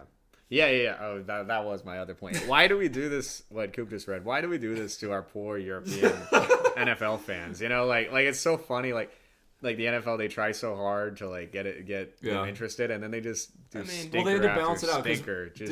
What'd they do? Chiefs. Miami, I mean, Chiefs Dolphins was a good game, sure, but yeah. Just not these. That's the exception. You don't see these Lions Chargers games over there. No. They would love to see something like that, right? No. But it's just these lethargic. They're they're gonna think that's what football is, I don't think they will. They've been conditioned. The NFL is not the Colts versus the Patriots on. Oh, that's what you're saying. Yeah. That's what they're gonna think it's like if they see because they don't have TVs or internet over there. Yeah, they're probably like, wait, where's Tom Brady? He's not here. Right, it's a completely different world over there. Yeah, you guys let know. And then the other thing is there's a bunch of Patriots drama. Yeah. Belichick maybe on the hot seat. Maybe. Mac Jones got benched. So C-Dubs in his C-Dubs locks said Bill Belichick is going to be departing the Patriots after their bye week. So it's their bye week. So we'll see. I remember him true. saying that. Yeah. Like silently, he's just going to step away. That was low-key like maybe one of the hottest things said all season. So I just want to... And it was remember that one. We won't forget that. To the rest of the viewers in case they didn't hear. Yeah. The Emperor Palpatine might be gone. I think Mac Jones... Put Malik Cunningham in there. Who? I know, I just pulled that name out of my pocket. Yeah, is that a real guy? But he was in the preseason. He was from Louisville, a lot like Lamar, his play style. Okay. See what that guy has. He's a rookie. You don't like Zappy? I mean, you saw how good Zappy was? He threw it honestly, into three guys. Yeah, let's get someone in there because I got Pop Douglas on my fantasy squad. Pop Douglas, he's a baller. Looking like the best one outside of He Stevenson. might look like a top 10 wide receiver.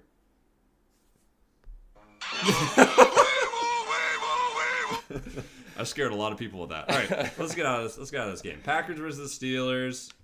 Not gonna lie, I didn't watch this game either. This game is these teams are so boring. It actually had a lot of offense to start out. Like I think it was like 21-14 in the first half. It was in the first half. It was at some point it was something 17 to 13, so close. But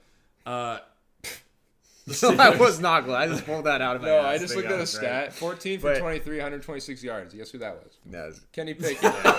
he's gross. And he still won this game. But He's 6-3, the fellas. running backs though, like the Warren or the Dude. Warren Najee. Warren and Najee. So what came out actually was they announced that Warren was the starter. Doesn't matter. I heard that. So, and but I then, mean, this and is then that was the But first. you were comment talking on it, about was we were it doesn't talking matter. about this last week. I think you were saying, He needs to be the starter. yeah, we were saying that let's make it happen. I know. Mike but, Tomlin, I know you're listening.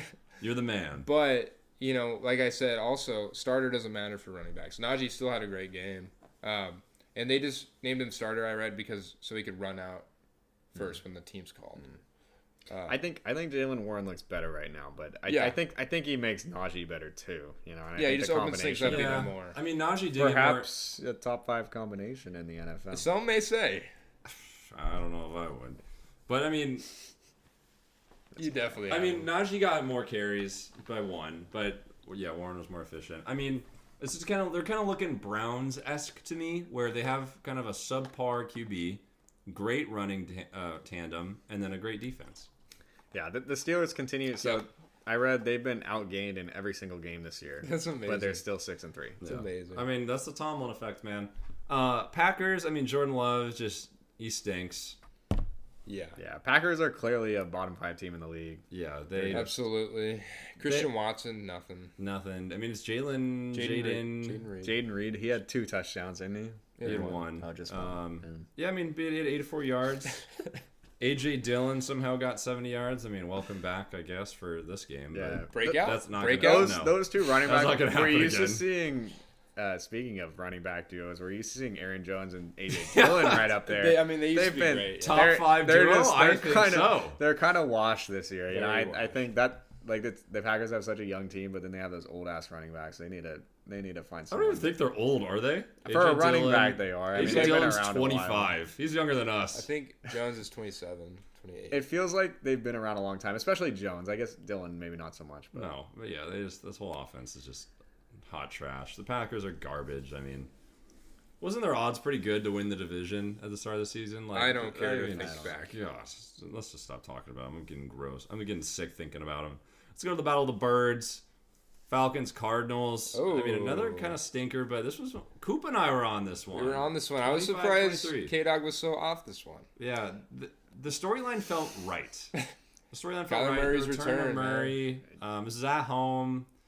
The Falcons were rolling again with Heineke, and then my boy, the Riddler, got back in the game. Yeah, so did Heineke get hurt? Is that what it was? I think it was a hamstring He or did, something. but Oh, did he? I thought he just got benched. okay. So I was looking at that because, of course, I've been talking up Heineke, and I look at the stats because the Cowboys were playing during this time. I wasn't watching. I look at the stats. Heineke has like 50 yards passing. I was like, oh, but he got hurt. He got hurt in the fourth quarter. So I mean, it was just ugly. The Cardinals ended with 70 total passing yards. Yeah. Or sorry, the Falcons Or the ended Falcons. with 70 total passing yards, which is just ridiculous. So, Trey McBride, breakout game? I mean, he already had a big one a couple games I ago. know, so he solidified it. Trey And that trade I made in Dynasty is looking real hot. I saw. Well, Go ahead. No, please. I was gonna say, speaking of Trey McBride? Trey McBride, I blanked on the name.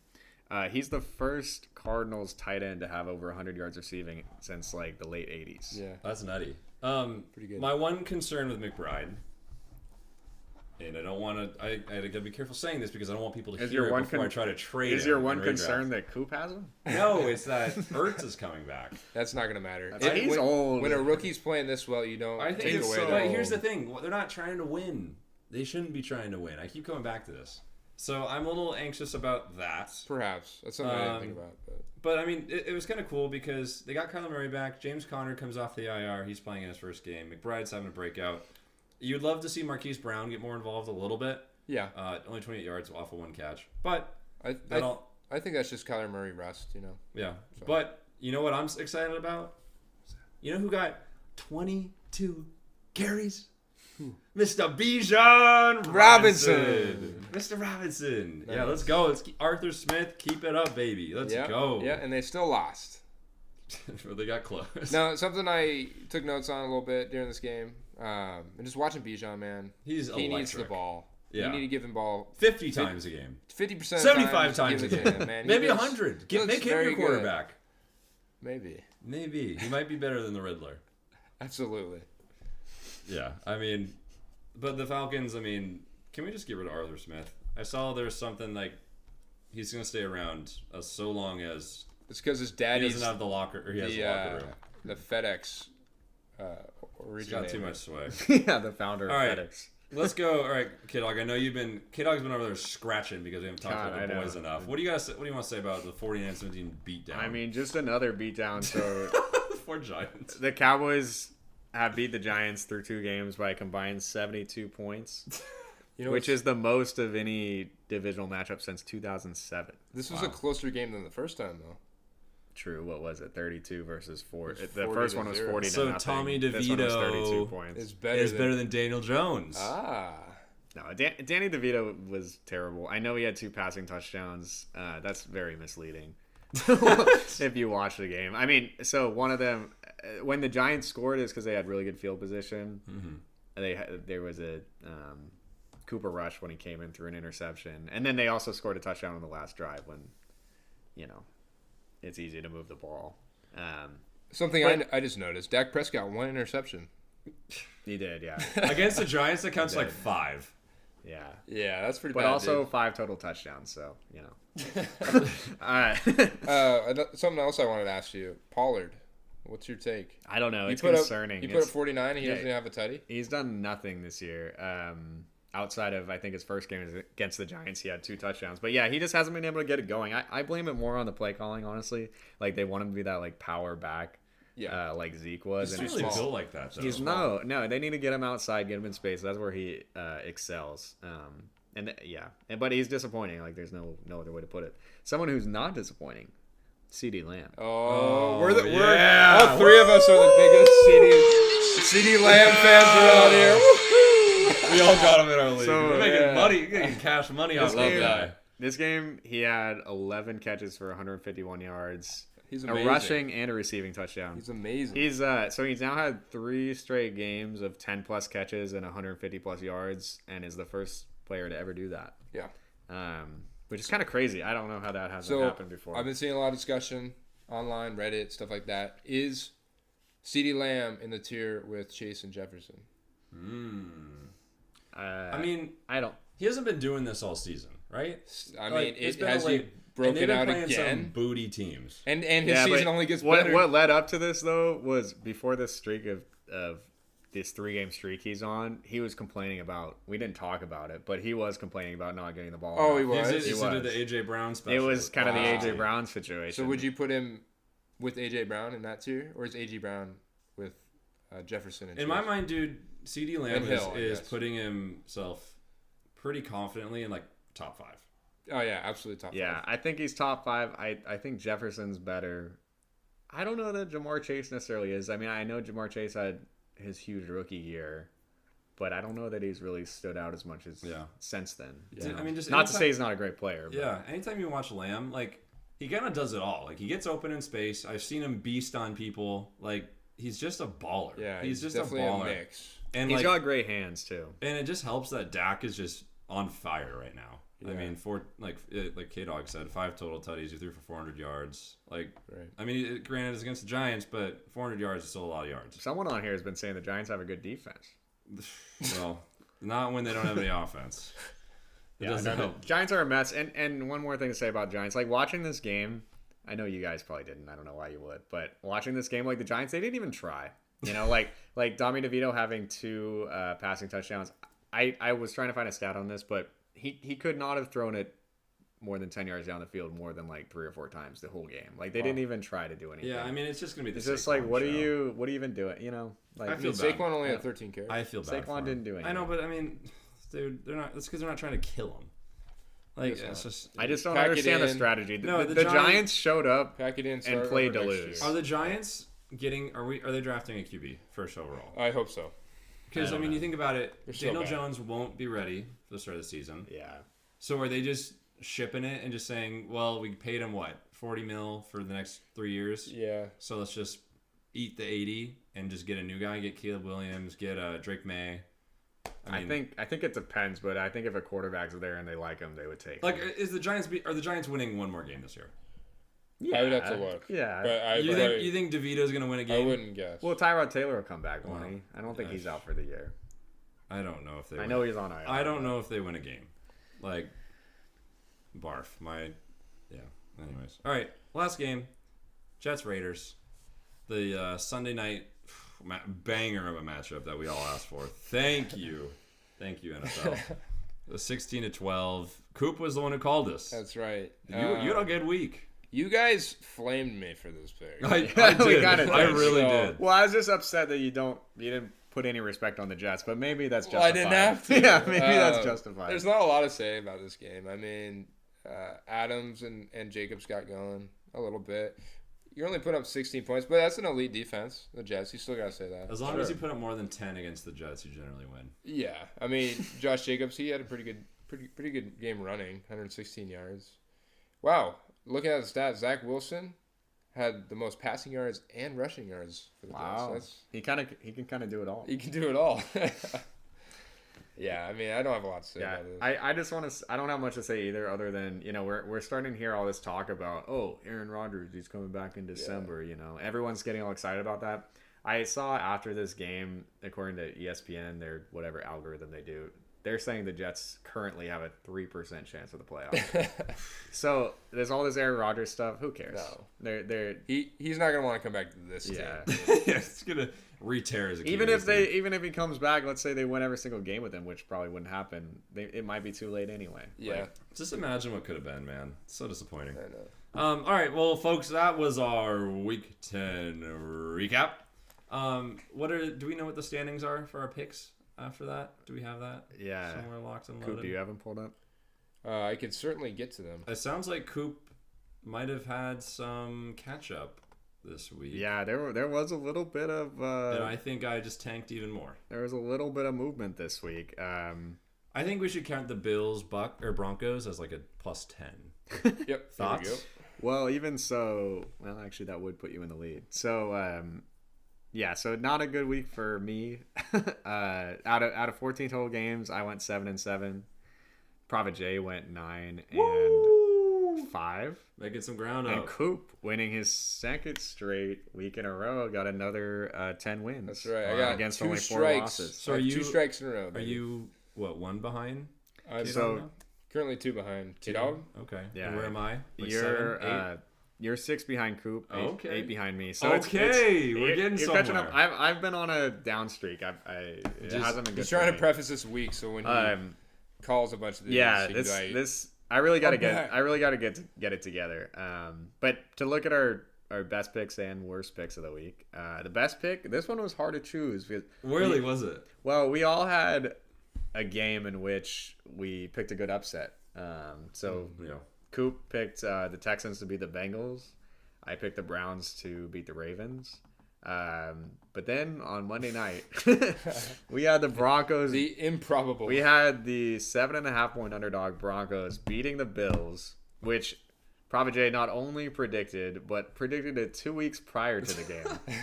So just so for that, not only, I mean, it was the biggest point total as in terms of the underdog, and the fact that you picked it early, that's definitely the pick of the week. Yeah, Thank you. gotta take it. Congrats on man. that. That'll be my one and only, and I'm That was done. a good one. I think I'm done. I don't even have my picks. It was like the submitted for meme this you posted on Well- X that you like pinned to the wall. This is the one you get to pin. week. This is gonna be- Well, really remember I this. can't beat this. Really remember this moment, because what I'm going to go into next is our worst pick, Oh, which I'm also going to give to Prophet J. yeah. This one was actually really hard to choose as far as the worst pick. None of us really had like anything that stood out, It's gonna be the but I'm Jaguars, giving huh? it to Yeah. you picking the Jaguars or the 49ers Nice. simply because They got blown out. they got blown out. Yeah, that's fair. Prophet J is the Jameis Winston of weekly pickups. All things are I'll balanced. go with big, Prophet baby. J. Go big or go home. That's what the smokers come here for. They come for the hotness. That's right. All right. Well, Cooper, you ready? You good? You ready to move on? Do you want to take a break? No, I'm asking if you're good. What do you mean? All right, we're moving on. All right, let's talk about the middle segment here. Okay. We'll All never right, know. smokers, for you, for the middle segment, Certainly. we have our top 5 running back groups. So Wait, groups, isn't it duos? Well, Duos it's really two. Shit, are we going It's into? really Are we two. going into third? I do have one where it's 3. Oh but God. Okay. Okay, so Koop's got the Dolphins. I don't know. Who wants to start? All right, so Schmokers. Really, what it is it's our top 5, basically RBs on a best 5 teams with their good RBs, and that's really the extent of it. KDawg always leads us off, so why doesn't KDawg go first? Or should we just blast through? Should them I all? go through all 5 through 1? Yeah, let's just do that. These are just gonna be quick. Okay. Well, first I want to mention. So I have a top 5, but I do have 2 honorable mentions. The first one are the Browns. Whoa. Because I didn't want to say Ford and Hunt. You just blowing from stupid town? I didn't want to say Ford and Hunt are a top 5 duo in the NFL because are they individually? You look at their talent, are they? Now, if they had Nick Chubb in there and pair him with either one of those guys, they'd be up potentially. They'd be up there. You just blowing Get from out of stupid here, dog. They'd be up there. So I didn't want to put them in the top 5, but I wanted to mention that I considered them. Another one I wanted to mention is a duo that I really wish I could put in my top 5, and that's Breece Hall and Dalvin Cook. Now, if we had done this at the beginning of the year, when I said Dalvin Cook was a top 5 running back, we might have seen this one. You said top 5 or top 10? Sorry, top 10. But we might have seen this duo maybe number 1 in the NFL. Now it's terrible. I think terrible. I don't know. Dalvin Cook has 147 total yards on the year. Yeah, but Breece Hall is still a great player. Man, it's just if they didn't have Zach Wilson as their QB, I would expect maybe someone like Aaron Rodgers. Yeah, it's crazy. Would have really unlocked that. Okay, so I'll get into my top 5. So number 5, I've got Jalen Warren and Najee Harris. Oh, they had a great game last week, combined for like 180 total yards. So far on the year, they have about 800 combined, 5 touchdowns. They both have yards per carry average of over 4 per game, which you don't see in some of these other duos. So I'm just gonna jump in. I also have them here. So. Okay. So we just go around like I like going around with all the 5s. Sure. All right, I got the Jets here. Are you serious? No. I have way. the Jets. That's disgusting. Who's your second? Michael Carter? He just got released, cut. buddy. I'm not counting Michael bum. Dude, you look at what Breece Hall can be. He's still recovering, man. He's still give him some time. God, like Dalvin Cook, like how is that? Here's the reason. Okay, here's the reason why you guys. Okay, chill with the get drop. You can't. Yo. You can't use 3 drops on me. That's ridiculous. Well, I only say that because you can look at like the Denver backfield and say it's probably better than the Jets backfield, right? Yeah. So it's all the game script, man, because they get down in these games, you're not going to run the ball. They choose to because they have to because Zach Wilson sucks. Yeah. But honestly, if Aaron Rodgers was on this team, they would be This is higher. the hottest It's Jets. list. Wow. I've Really ever- surprised. Jets. Jets. All I'll right, just come go on. back to what I said before. Dalvin Cook has 147 yards rushing on the year. You're just basically giving Breece Hall all of this spot. He's barely over 3 yards per carry. All right, can we continue? All right, my number 4. I'm sure you guys all have this one. I've got Zach Moss and Jonathan Taylor. All right, I'm just gonna say I have mine at 4 too. Wow. What? Okay. What? Yeah, I mean, Zach Moss has been great, and now with Jonathan Taylor coming back, he had a big game 2 weeks ago. I think. I know, obviously, everyone sucked in that Patriots game. Yeah. But So I put them up here because I feel like you can look at them separately, and they were both performed very well. yeah, So it's like you got to keep them up here. they're as a both tandem. proven they can be a number 1 Yeah. guy. I need to have 2 of them. Mm-hmm. You know. All right, well, I have the Seahawks here. Oh. And that's because Nice. K9 and Sharp are a lethal duo. They Yeah. keep doing it week over week. This offense revolves around them. When you get the running game going, it opens up our passing game and allows Yeah. Gino to succeed. It is. So I have them snubbed at number 6. Mm-hmm. I just think they haven't shown up like a real top running duo in multiple games. Sure. So it was hard for me to put them in my top 5. I know they're very talented. K9 on his own. Sharp has been kind of coming into his own, and he probably will later down the road. But just at the moment, I don't know. 4's kind of high for me. Yeah, I snubbed the Seahawks. I think on paper I can see why you would want to put a top 5, but the stats just don't support that. Well, you know what, KDawg? You know what the stats also don't support is my prophetic visions. Oh, okay. So we're looking ahead. Yeah, at we'll the- keep track the of latter this. half. Yeah, well, we will. Yeah. I mean, if Kenneth Walker's had a really good year, but Charbonnet really hasn't done a whole lot. So All right, let's go to 3. number 3, I've going over to Atlanta. I've got Bijan Robinson and Tyler Algier. Wow. I feel like we should drop 4 Yeah. drops on that. That You guys is don't- a little bit of... Are you serious? So you're saying you don't even have him on the list? Not at all. Wow. Nope, that's Didn't not. even sniff my list. Well, let me support it. He's got a way higher. Not only I got him at 0. I mean, the talent of Bijan Robinson is what brings him to number 3, but to put him in the top 5, I thought was a no-brainer. They're let's see, the only duo. No, sorry, only the second duo to have over 1,000 yards so far combined, 5 touchdowns combined. Algier had 1,000-yard rushing season last year.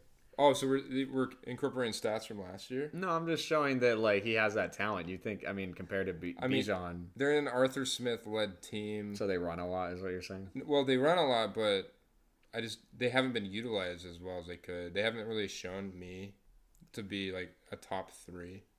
I think they are. Also another team where maybe if they had Aaron Rodgers, they'd be able.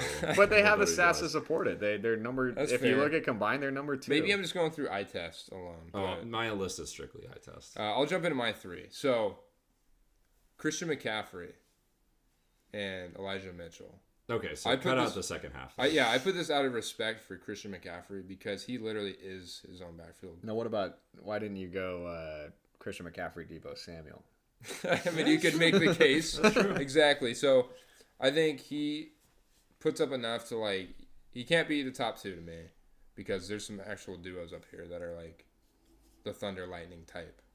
Christian McCaffrey, he is his own guy.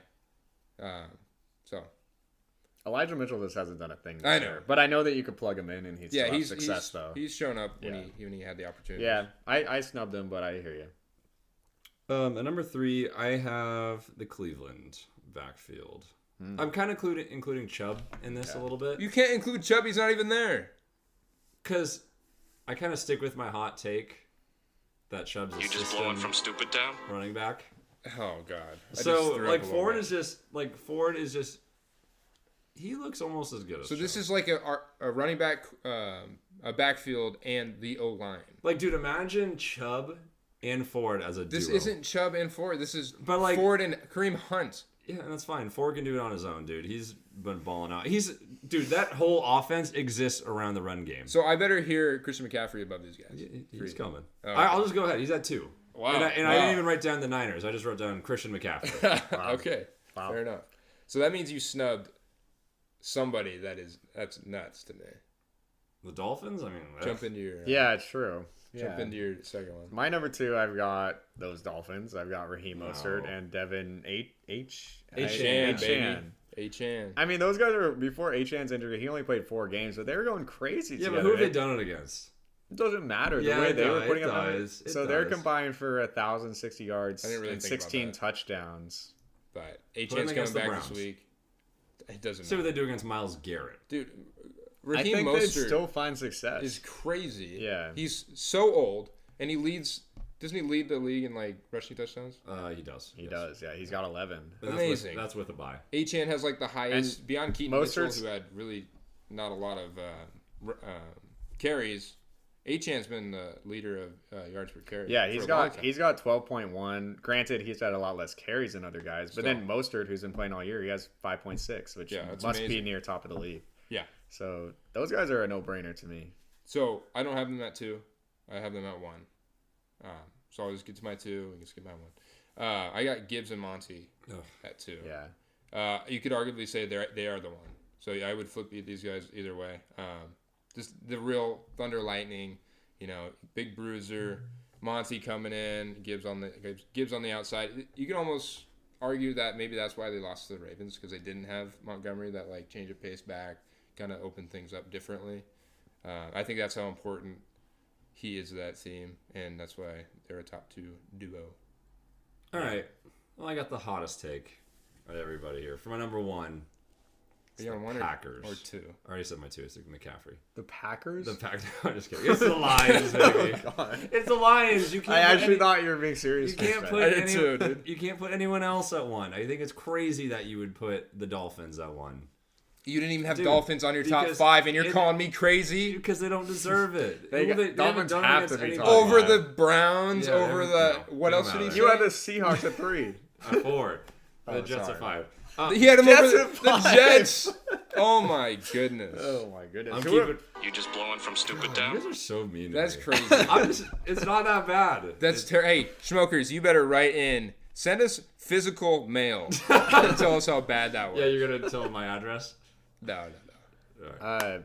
My number one, I've got Montgomery and Gibbs too. I mean, to me, like, I understand why you put Mostert and Etienne Yeah. above, but like, if I were to choose, if I was a team and I could choose any duo, I would choose Montgomery and Gibbs because they just, like we talked about, they just complement each other so well. Yeah. If you didn't have like the last 2 games of Gibbs, would you still put them at 1? No, but I think I'd still consider them probably in my top 5. But I don't know. Yeah. I can't say. I mean, we always thought Gibbs was going to be what he is, and now Yeah. he's So finally when getting the chance to. Another team I snubbed were the Ravens backfield. Yeah, Kinda I argue. consider the They're Ravens. not. yeah. They're not good. I feel like that's more the system than They're the not players, good. Keaton so. Mitchell looks good. Gus haven't seen Edwards him has one been game. pounding. Yeah, and he's looked like Gus Edwards just runs it in for a touchdown from the 1 yard line. He's just like every Gus day. Edwards is like the new Jamal Williams. He just Hey, you Punches might be able it. to say Yeah, even true. Lamar counts as that backfield. So Yeah. yeah, Maybe if we said best rushing offense, Ravens would definitely be top 5. But it's Oh, the fact we absolutely. framed it like this. yeah. Well, Smokers, let us know. I know my list is always the best. All right, Smokers, we'll be right back after this break. Welcome back into the arena. the fire chamber. The fire chamber. I'm going to give Bruce Buffer a run for his money here. Nice. And now it's time for the Smokers Pick'ems. In the bye corner. All right, sorry. It's all right. So on bye, we have the Falcons, the Colts, the Patriots, and the Saints. You know what I love about this compared to the last week? These teams all suck. Get him out of here. Get him out of here. We just have all bad teams, so it's awesome. That is weird how that worked out. Yeah, it is. But you know what? I thank Jesus. All right, our first game, actually Thursday night football. Great game. Kind of works out. We're starting out with this. Is we have the Bengals taking on the Ravens in an AFC North matchup. The Bengals coming off a loss to the Texans versus the Ravens also coming off a loss. Ravens are 7-2. I want to say. Is that correct? 3. Hold on. It might be 6-3. They are. Sorry, I'm not prepared. 7-3 versus the 5-4 Bengals. Wow. Coop gets another one. All right. So how do you guys see this game going? Well, first of all, we have to recognize, like, this game's on Thursday. Guys. I know this is probably the best This is- Thursday game we're ever gonna have. This is Ever. like for there the rest must of the be some history. sort of mistake. I'm not really sure how this happened, but we finally Yeah. have It was a our matchup to look It forward was to. our reward for sitting through all those Yeah. terrible ones. And also we should say, Coop, didn't you look up your Thursday night record? You're actually 5-5. yeah, so I'm 5-5, but I'm on like an 0-4 Okay. streak right now. Okay, Yeah. So it is bad recently, but not as bad as Yeah. maybe we were making it The sound. last one I picked right was when I picked it all with you guys. It was the Chiefs. I think it was over the Jags or something. Oh, maybe. No, they played in Jacksonville. So It was the Chiefs somebody, I think. Well, I don't know. All right, Would they play anyways. 2 Thursday night football? Not important. All right, fine. While I was looking back, there was a Giants 49ers Thursday Oh. night game. I Oh, can't, boy, I can't that might- imagine if you picked the Giants. I think somebody did, didn't they? Well, No. no, I did not. All right. Come on. All right, let's. All right. let's Well, get Coop, it. you got to lead us off with who you got. For I this got the game. Bengals, Oh! baby. All right, so might be the hot one in this group today. I don't know. We got the Ravens at home. It's tough with these two because they're great teams that came off of losses. Yeah. So they're gonna want to really prove something here, and so only one of them can come out of this. AFC North matchup. I think we have 2 AFC North matchups this week, which is awesome. We do. Steelers So- Browns. Yeah. I think this is a game the Bengals have to win. They'll be 5-5 otherwise. That would put them in a hot It would mess put them for in the playoffs. because the other teams have over 6 wins currently. Yeah. Wow. The Steelers. Wow. They're last in the division. Correct. That's so crazy. Bengals really need this game. That is crazy. They're not going to have Chase, but Boyd, he can still step up. I think Chase has been. If he can Higgins. hold on. Higgins. Or sorry, Higgins. big Jeez, I keep, difference. Big mixing up these Higgy. receivers, but Higgins is gone. Yeah, Boyd needs to hold on, and then they have a guy named like Trenton Irwin, Trenton Irwin. who always gets a And Drew touchdown. Sample, UW guy. Yeah, Ravens backfield kind of banged up after this last game, so I kind of see the Bengals put up a lot of points. Who's banged up? Yeah, I didn't know. Marlon Humphrey. He might not. Marlon. You said the backfield. like the dog. defense. Sorry, backfield. defensive backfield. okay. Koop is on a. Jeez, these guys are he's just a hot confused. He's a hot mess. I was like, I oh. understood. I had the same question. My bad. I was The defensive backfield. okay. Smokers, he's making you pay attention. That's right. Those were tricks. Never mind. Okay. Regardless, I got the Bengals winning. I know it's gonna be at home for the Ravens, but yeah. There's so many things like you were talking about how it's like you go back and forth, like both teams just lost. They're two really good teams. Like what's gonna give? I look back at the Ravens. They've already played. The Ravens beat them. So you'd think maybe the Bengals are going to split the series. What I look at is like the Ravens, they're at home. Not only did they lose last week, but they lost a divisional game. So this is another one coming up. To lose two divisional games in a row at this point would be big, especially like since basically everyone's tied at this point. Right. And then, to look at it too, that the Bengals, they're so far this season, they're 30th in the NFL against the run, while the Ravens have the number one rushing offense in the league. So I think that's what sets it apart for me. And with the Ravens being at home, I'm going with the Ravens. Nice. Yeah, I mean, we just saw Singletary put up 150 yards. Devin Singletary. Yeah. Against the Bengals. That's a great point. Yeah. And, I mean, when you look at the rushing capabilities of the Ravens versus Devin Singletary, you'd think, wow, I could say the Ravens are probably 3 times as good as Devin Singletary. Okay. So I just see... I'm picking the Bengals. That would be a typical Jay move. But no, I got the Ravens in this one. So, is it going to be the Ravens that played Detroit? Is that going to happen again where they just smack someone like the Bengals? Or are the Bengals going to be able to keep up with them like the Browns? It's a divisional matchup. These games are close. I'm not saying it's... I don't think either one of us who picked the Ravens said it was going to be a blowout. Yeah, I see a close game. Yeah, I think it's a close game. Yeah, I think it was 50-50 in the spread. app I used. The spread is 3.5 for the Ravens, so I'm going with the overdog on this one. Nice. But yeah, I mean, I could see this being like a reasonably high score game. It's over under 46. I could see the over happening. Yep. I think Lamar's got to have another sloppy game. Is he going to be able to clean it up from last game? I think that's the big question. That's the question mark. Yeah. Are they going to get beat at home twice in a row?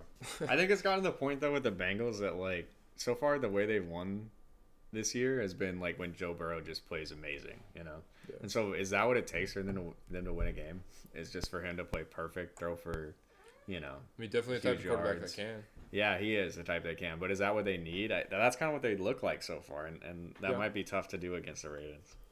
All right. Yeah, but it'll be a fun Thursday night game to start, and then also it's a Thursday night game. A lot of stuff can happen. You know what's crazy too That's is true. Yeah. The other primetime game, or one of the primetime games we have, the NFL was just like, let's just cook in Week 11. We have the Kelsey Bowl, boys. Oh my God, we're jumping down excited. the Monday. This is not the Kelsey Bowl. This is the Super Bowl rematch. I'm tired of hearing. I don't want to hear about they Kelsey. called I don't want to hear about or is Kelsey this the Taylor all game. Swift Bowl? It's the Taylor Swift Bowl. That's what we're gonna see. I don't think she's gonna be there. I think she's Or is she gonna get helicoptered in? She's gonna skydive into the middle of the field and then open up with the national anthem. Oh, that would be crazy. Oh my gosh. You just painted the perfect picture. NFL scriptwriters, let's get on it. No, I would bet you money she will be at this game. Well, she's on her like international. I hate that tour I know too. this, but she's like on her. Oh, trust me, I was looking up tour dates before this game. It's possible. This helped me in my pick. Really? Yeah, it's possible to go there. She I think will be there. Her last concert, at least until all right. next Can we Friday, not discuss her? Is please? Sunday night. She can fly back, man. It's a short flight. All right. From Brazil. I think it's Brazil. Maybe we should get into the game though. Yes, please. How about since you have so much to say on this topic? All right. Yeah, so this game was really actually quite tough for me. So it's in Arrowhead. Chiefs have been playing really well on defense. Offense, there's some things to be desired. Whereas the Chiefs, like, their offense has been really great, but their defense, especially the secondary, has left a lot to be desired. The Eagles? The Eagles, yeah, sorry if I messed that up. So it's like who gives? What steps up? What side of the ball steps up to take the game? And honestly, like, there's gonna be a lot of drama about this. There's gonna be a lot of spotlight. I wanted I want to go with the Golden Boy because it's like I feel like the NFL is going to push the Chiefs through on this one.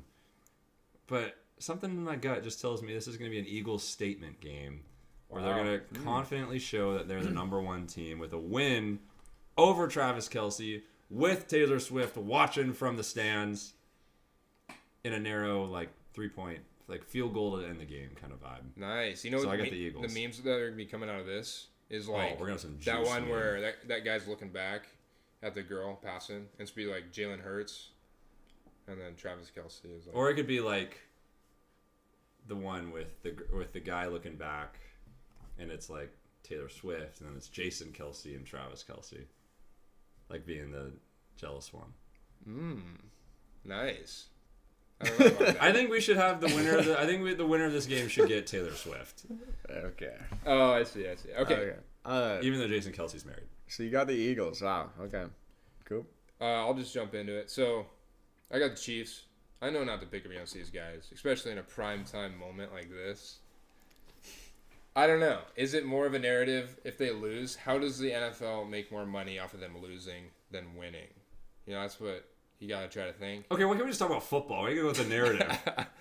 Okay, I think they do match up pretty well, though. Travis Kelce's just got to get the ball. You know, But she hasn't. which he has not. Yeah. But you got a weaker secondary for the Eagles. I think he's going to be finding plenty of spots. Mahomes is Mahomes. Pacheco, not going to be able to run the ball very No. well. But the Chiefs' defense has been stepping up quite a bit. They're off, or Goddard's got on the IR or doubtful, whatever. He's on the arm. Yeah. Devonta Smith's going to have a big game. So that's and AJ Brown. It's going to be a really good game, but there's It also is. just Thursday or Monday shenanigans as well. You know, that drama at the end of a week. A lot of good stuff can happen. Yeah, this game was really tough for me to pick. I mean, if we remember the Super Bowl, that was just a really high-scoring game, back and forth. Yeah. I don't know if I really expect to see that this game so much. I kind of expect more defense. With that being said, though, I mean, the Eagles, the past two games, their secondary, they've given up, maybe 700 yards to Dak and Sam Howell combined. Yeah. Now they're playing Patrick Mahomes. You know, that doesn't sound so great. Also, I mean, the Chiefs are at home, and Andy Reid is maybe the best in the NFL coming off the bye week. He's 26-4. And also, I just need the Eagles to start losing some games. And so I'm rooting for them to lose. And so when it's a toss-up, I see these things that point me towards the Chiefs. I'll go with that. Nice. Okay, I will say, though, Pat Mahomes has not necessarily been Pat Mahomes. Well, this he year. had the flu, yada yada. I just see kind of this game also as a narrative where like the He's still that dude. The Chiefs beat the Eagles again in the rematch, and then we end up seeing these guys in the Super Bowl, and it'll be like, can Hurts get one off Mahomes? Yeah, but isn't the Or is he even gonna better three-peat? storyline is they win now and then they play in the Super Bowl where they each got one, and then it's like, can they reclaim the Yeah, top who's dog, actually get the bowl? maybe. We'll see. I think it'd be like kind of a fun story. I mean, dude, you know the refs are going to be working this game. You know the Overtime, script baby. writing. They got the narrative. They got this cooked up for a while now. Yep. The two most popular men in the league. Like, good lord. All right. Let's go to our other AFC North matchup. We have the Steelers, 6-3, God knows how, versus the other 6-3 team in the North, the Browns. Also, some might say God knows how, given that they had PJ Walker for half the season. Yeah.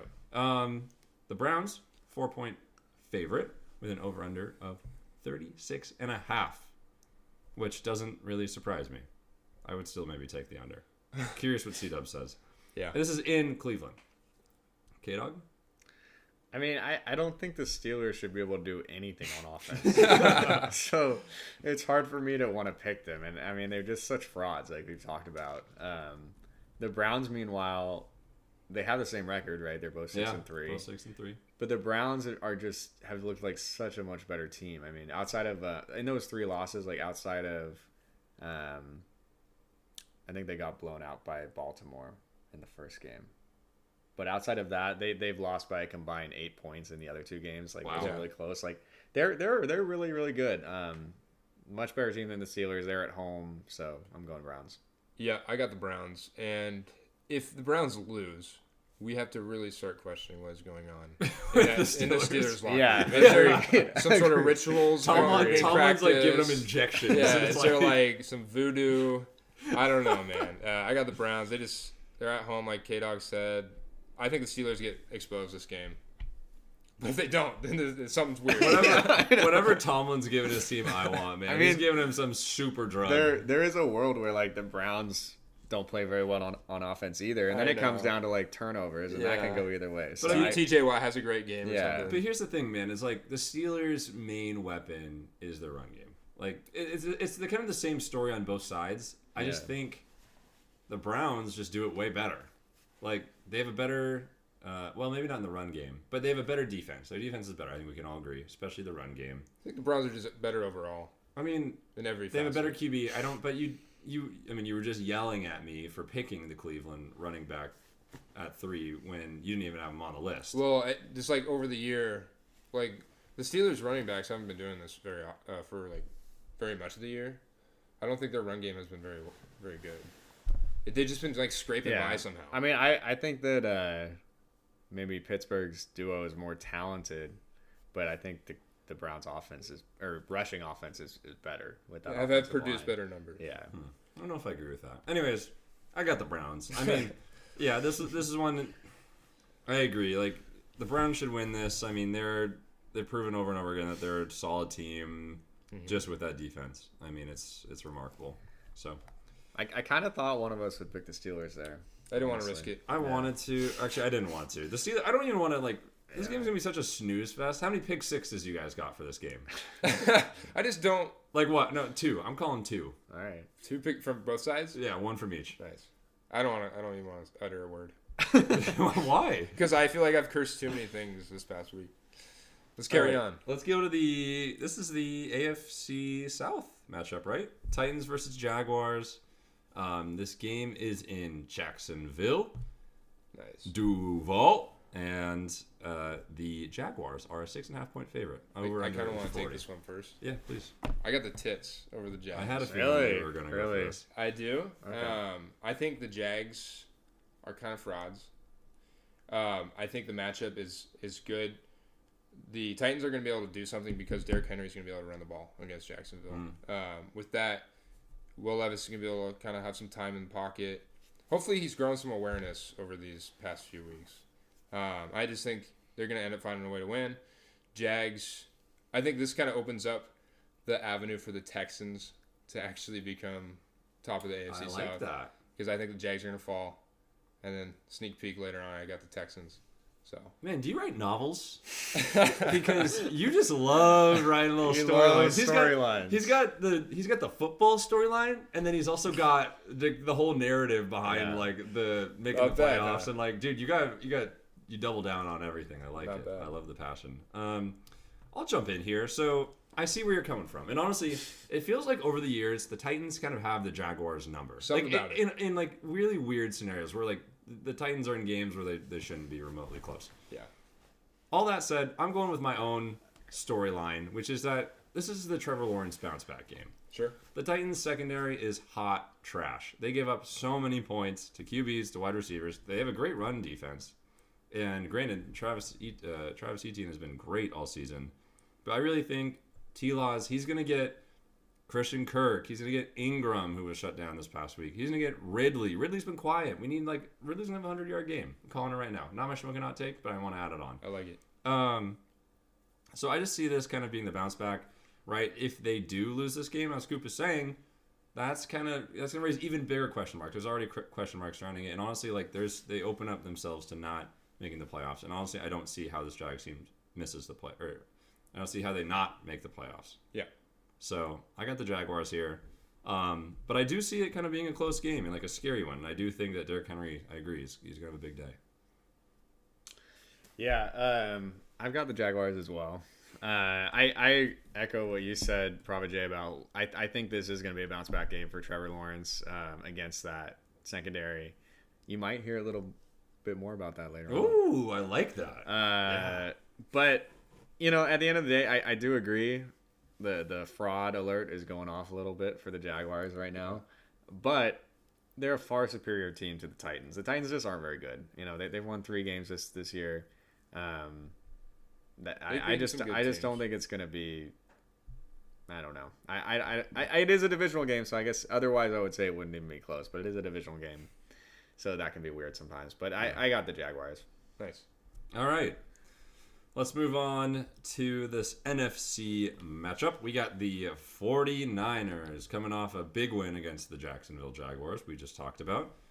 And they're playing the Bucs, who actually just played the Titans. Kind of funny how that works. The Niners are playing in San Francisco. They're the 11-point favorite. Over-under's 41.5. Does anyone feel strongly about this one? 49ers gonna decimate. Utter annihilation. Yeah, I think Purdy's gonna have a big game. Yeah. Debo, I'm thinking, is gonna have a monster. Debo, IU can kill Oregon. We might see Kyle Trask in this game, fellas. You know who that is? Is he the backup for Baker? He is. Oh, Baker's been playing well. How many picks does Baker throw in this game? 3? I got 3. I'll give him. No, I don't want to call injuries. I think. Whoa! Oh my gosh! I call one pick. I got 1 or 2 for him, but I Baker's been playing well. Let's not throw. Yeah, but he has not played Let's against. not just This is like. So we all got the Niners, right? I got the Niners. I think I was just gonna say, like, I see. You know, if we look back to last year, I forget what their record was exactly, but the 49ers were kind of up and down the first half of the year. Mm-hmm. And then Brock Purdy came in. They won every single game until they lost to the Eagles in the NFC Championship. I kind of see it kind of going similar this year. Not to say that they won't lose another game, but they're not going to lose to the Bucs. Like, I think they're back, and they're dangerous. Whenever I try to make these picks, I try to look at both teams. Like, is there a path to victory on both sides? There's not a single path for the Buccaneers. It just seems unimaginable. It's just written. Just, unless Brock Purdy, goes back to what we saw in that 3-game losing streak. I mean, granted, Buccaneers have a good defense. They stopped the running game. Yeah, but they're not gonna but stop can they stop McCaffrey? Christian No. McCaffrey? No. Yeah. Their secondary has been pretty good, but are they going to stop Ayuk, Debo? Well, really, Kittle? their secondary has not really been that good. It's known to be good. It's known to be good, I guess. So kind of, I guess. Yeah. I mean, I think this game is just gonna. Do you think they cover the spread? I don't know. 11 I don't points. really pay attention to that. Cover the. Do you think the Niners win by yeah. more than 11? Yeah, definitely. Probably, but I'm surprised they didn't give the Buccaneers a little more respect on that. That goes to say how good they think the Niners are. Yeah, seriously. Moving on to a game that has another big spread. We got the Bills at 5-5 taking on the 4-5 Jets. Bills 7-point favorite. Over under 40.5. It's in Buffalo. I'm very curious who's going to call it here. Yeah, this is somebody's going to say the Jets. Somebody's going to say this is a make or break game for the Bills. If they lose this game, I mean, we already talked about it a little bit earlier. Where do you go? Does Sean McDermott get fired? Does Josh Allen get traded? After the trade deadline. Does Stephon Diggs set off a bomb in the locker room? Yeah, he's gonna. Like, I mean, have have you seen the tweets about Trayvon Diggs? He's like chirping, "Bro, gotta get out of there." Well, he's like they only started beating, or Josh Allen only started being good when Diggs got there. Yeah, that's so misleading though. I saw that too. But I mean, maybe there is something to be said. Maybe there's something to be said, but I think there's a lot more factors there. All right, well, I'll kick us off. Despite how badly I want to call the Jets here, because I really do. I called the Broncos winning. I would love to double down on the Jets. I have the Bills. And here's I'm taking a little page out of the Koop book. Okay. Where I like it. The Bills have to win this game. Literally have to. Because like I said, what happens if you lose to the Jets? You lose to Zach Wilson at home for the second time. That stadium is burnt to the ground. Yeah, dude. I mean, I heard there was a fight at this last Broncos game. I mean, they were fighting each other in there. Dude, there's no. So I just don't. They fired their offensive coordinator, the guy who came in, Joe Brady. He was the OC for Burrow when he was at LSU with Jefferson, Jamar Chase. Gotcha.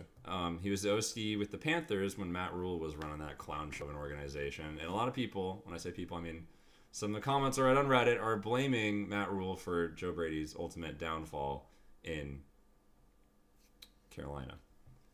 And I can see it because they didn't really have a QB. They had Teddy Bridgewater. They had McCaffrey, but that was it. It's basically like just having McCaffrey on your team. So what are you saying? So I think he has a chance to do something good with the Bills and hopefully turn around the offense. Gotcha. But again, I don't really know where you point the faults in the Bills offense. It's the turnovers. It's just Josh Allen doing It's the turnovers. Yeah. what he's known to do, but it's just which makes far this game exceeded, it makes the game anything. so scary because the Jets defense is top 3, I know. top 2. He could have 2 picks and they could. You could have 3 picks. Like, Yeah. I see a world where the Bills are held to like 10 points and they lose this game. So I'll jump. I got the Jets. No, I'm kidding. I got the Bills. I'm just not even gonna say anything. Go ahead. Who you got? You said one of us has it. No way, dude. Well, we don't. I went with the Bills too. C-Dubs does. I know in my heart. C-Dubs. I'm interested to hear his take on it if that's the case. But I don't know. I kind of flirted with taking the Jets, but I just can't picture it. Like you said, the Bills have to win this game. They're the better team. They're at home. They can't get swept by the Jets. I mean, it's just they're just the better team. I know they're maybe not as good as they have been in the past, but yeah. I'm also just a little sour on the Jets. I picked them last week and they lost to the Raiders. So how am I gonna say they're gonna go on the road and beat the Bills? I gotta go Bills. Yeah, and that's also an AFC East matchup. We got a lot of interdivisional matchups. We have another one in this next game. It's the Seahawks and the Rams playing in LA at SoFi. The Rams are actually the favorite, a 1-point favorite. Are they really? Over under 46. So that means I was gonna ask, who's playing quarterback? Is Stafford? It's Stafford's. It is Stafford, He's right likely to play. He is gonna play. Okay. So that obviously. So they give him a point over the Seahawks. That's interesting. That obviously changes the big picture. That means you probably get Puka back a little bit. You probably get Cooper Kupp back. I think it's just Sean McVay kind of boost. Sean McVay at home owns Pete boost. Carroll. Yeah, he owns so. Pete Carroll. I'll jump in because I think someone else is going to say something else. So they do. I'm going to say Seahawks. I think we do have the better team. This is like another prove it game to me. Yeah, absolutely. It's like let's go into enemy territory, get a dub. After we took an L at home. Yeah, they can't sweep us like this. So I think hopefully they cook up something. I'm not super confident. No, this is a scary game. But we can definitely win this. Yeah, this is why I'm picking you guys.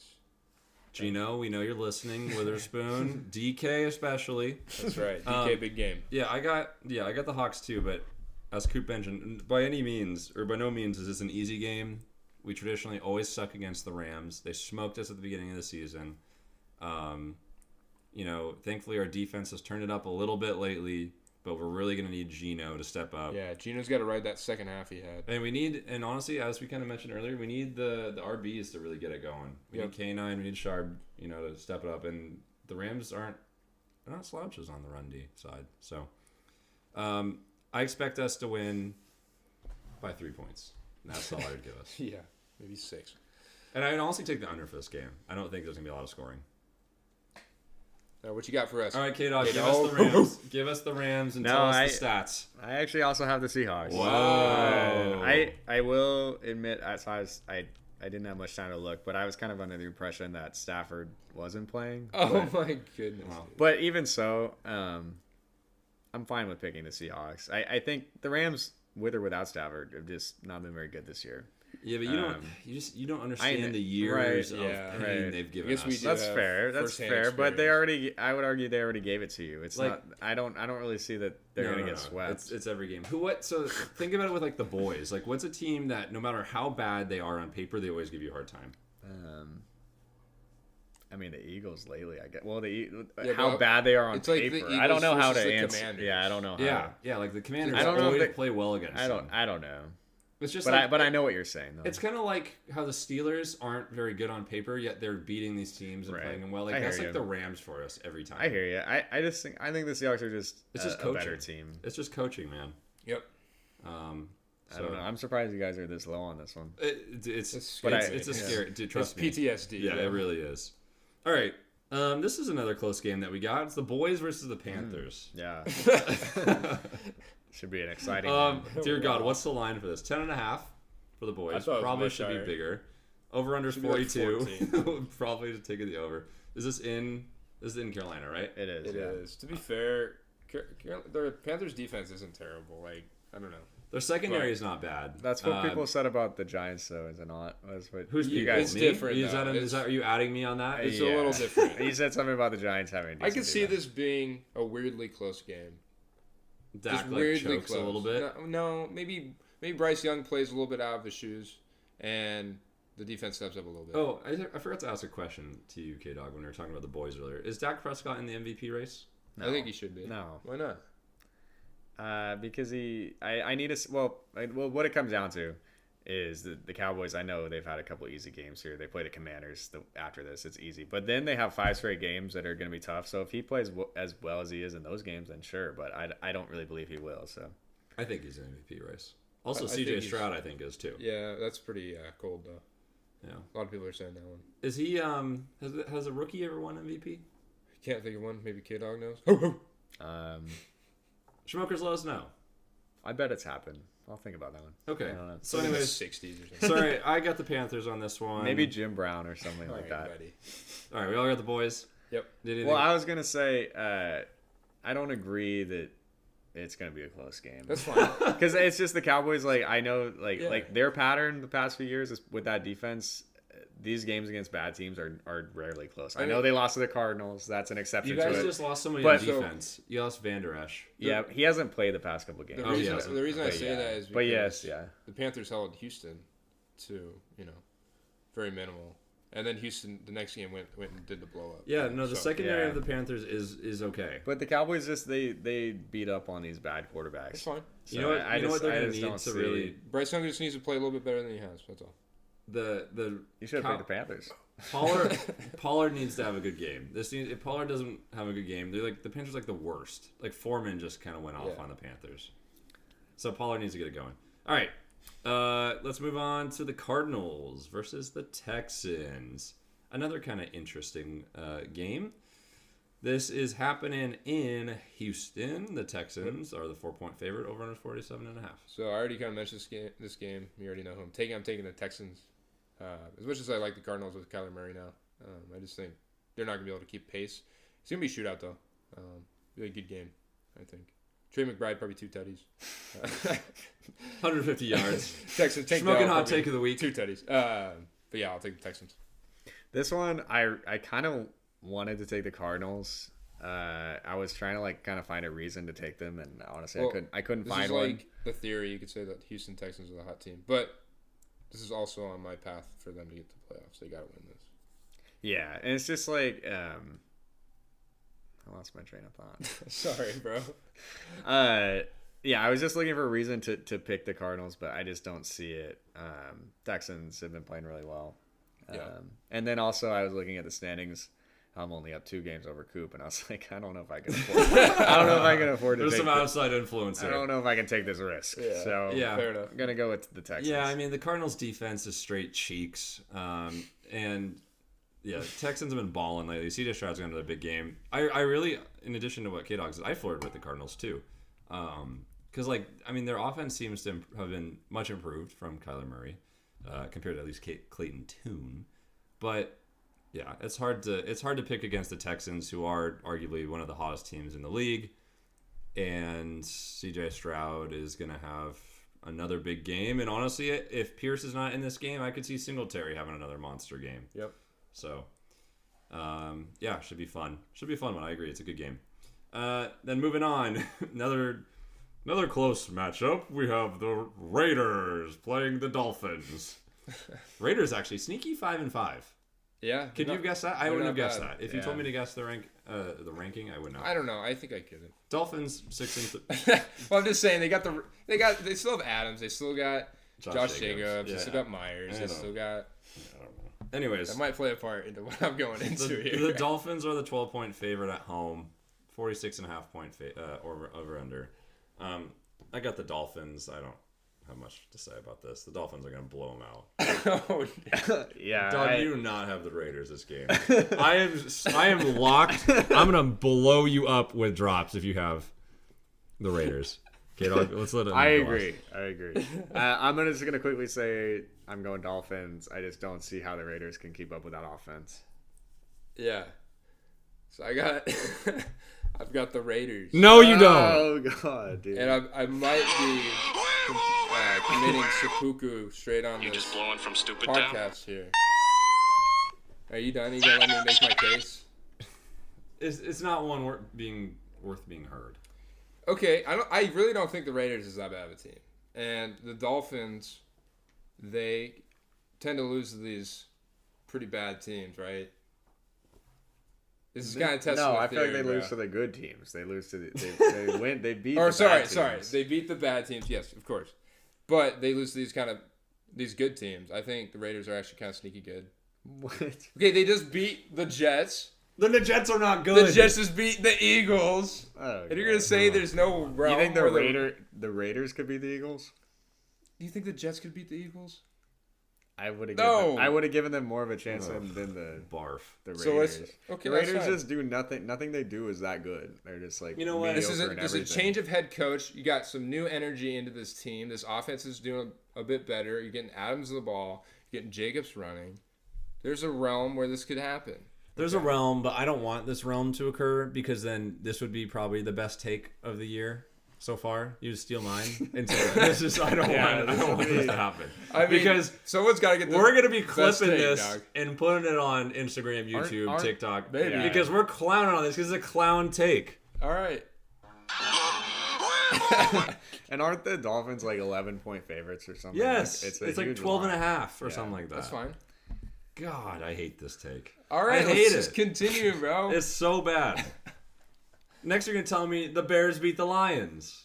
Because the That's next thing we're impossible. talking about is the Bears versus the Lions. That's literally impossible. NFC North. Okay. There is no world where that Yeah. happens. I don't see the world where this happens. The Lions are the 10-point favorite. They're playing at Ford Field in Detroit.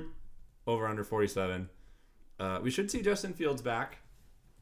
Does he make up enough to overcome the hot Detroit Lions in that scorching hot offense? I think yes. No, I'm just kidding. I don't think so. How about you just stick with one of these hot takes for once? No, because it's a garbage take, man. I only make my hot takes where I think they're right. Lions are blowing. And look where that's gotten you. Really good. The Lions are blowing the Bears out in this one. It's going to be by 14 points or more. So that's a blowout. 14 points. Yeah, 2 touchdowns. I think it's a blowout. I think it's 3 possessions, but Okay, 12 points then. Maybe 9 3 points. touchdowns. no, even. it's 17. Go over to it. 9 is 2. We're going back. I think 9, it's got to be over. 9 is 3 field I think it's goals. got to be over 20. All right, fine. They're So winning it's by gonna be a they're winning blowout. by 21 points. 17. All right. I got the Lions as well. This was another one similar to the Cardinals Texans where I was kind of flirting with picking the Bears for no reason other than just cause, you know. But just cause like there's always gonna be weird games that like where it just doesn't make sense. Raiders, Dolphins. Yeah. Not that weird. Except Not that one, weird. But this one's Is that I think 'cause- weirder? I think that one's weirder because this one's like a divisional game, which is why. And Justin Fields is coming back. Oh, good. But anyway, I got the Lions. Okay, yeah, I got the Lions. Great. All right, let's move on to the Chargers Yeah, I got the Chargers. Yeah, playing the Packers. Chargers. I don't think. It's in Lambeau. Prophet Jay's gonna say. I could see the Packers winning this, but I got Chargers. All right. Be fun for once. All right. I got the Giants winning over the Commanders. Do you really? No. I have the Commanders beating the Giants. Yeah. man. Let's not forget the Giants beat the Commanders just a few weeks ago, but that was with Tyrod Taylor. I think with Danny DeVito. I don't think they're going to win a game with DeVito. No. Commanders. Okay. And then the last game that we're going to talk about. So this one's actually, this is a really tough one. We should maybe dwell on this a little bit. So we have really like 2 of the hottest teams in the league right now. Between the Vikings and the Broncos. Vikings 6-4, 5-game win streak. The Broncos coming off wins against the Chiefs, the Bills. This game is happening in the Mile High, Denver. They're currently the 2-point favorite as well at 43.5 over under. All right, so who do we got? Who loses their win streak here? Do you guys want to do it all at once? You think we're the same? I don't know. I'm curious. You ready? 3, 2, 1. Broncos. Wow. God, we're so. You're as cold as ice. I didn't expect that. I thought someone would. I mean, I almost took the Vikings. I almost did too, to be honest. So why though? What's your guys' reasoning? So I think Broncos at home after 2 big wins. That stadium's gonna be rocking. Josh Dobbs, he's been on a tear. This is like he's bound to lose one. This is like he's due for a loss here. I think they'll still be 6-5. It's not the end of the world. But yeah, I just think Broncos are kind of brewing something. Their defense has really stepped up. Russ has looked good. So I think. So here's my question in all that. One, or it's a double-sided question. One, are either of you guys considering Justin Jefferson in this equation? I still am. If he returns. Yeah. I think their connection is not going to be too hot. I mean, I know he came in with no playbook, blah, blah, blah, and he was able to do it. But, I don't know, maybe Jefferson is a little bit of a different... So you think regardless of Jefferson's status, they're winning the game? Yeah, I think so. KDawg, do you feel the same way? Yeah, I do. I think the Broncos defense is going to be able to give Josh Dobbs trouble, and he's going to maybe struggle a little bit this game. And then, like you said, I mean, the Broncos being at home has a big advantage. Russell Wilson, we talked about how efficient he's been. Vikings aren't exactly known for having a great defense. They've stepped up too, though. Yeah, they've been better. But yeah, I got the Broncos. Imagine us like 6 weeks ago saying, "Yeah, I think the Broncos defense is going to get fits." Yeah, and let's not forget the Vikings are probably going to be missing all-star running back Alexander Madison this week. How could they? Touch in there. You know, the funny thing is I am picking the Broncos, but I see a realm where the Broncos, they get all this hype. They kind of pull a Cowboys where they get all the hype and then they just choke it out. And then we go, oh, this is the team I remember. With Russ and Sean Payton, like, it just feels right. No, it's a gut feeling. This is a narrative where this Broncos team keeps winning. Mm-hmm. Nani? More of like, what's going on? Maybe Sean Payton, this whole like curse. Well, I feel like starting he to put on look the team early on. It's starting. They beat the Bills and the Chiefs. I know. Like, who would have thought? Like, yeah, you got to give them credit for that's not a fluke. I don't think two in a row is not a fluke. No.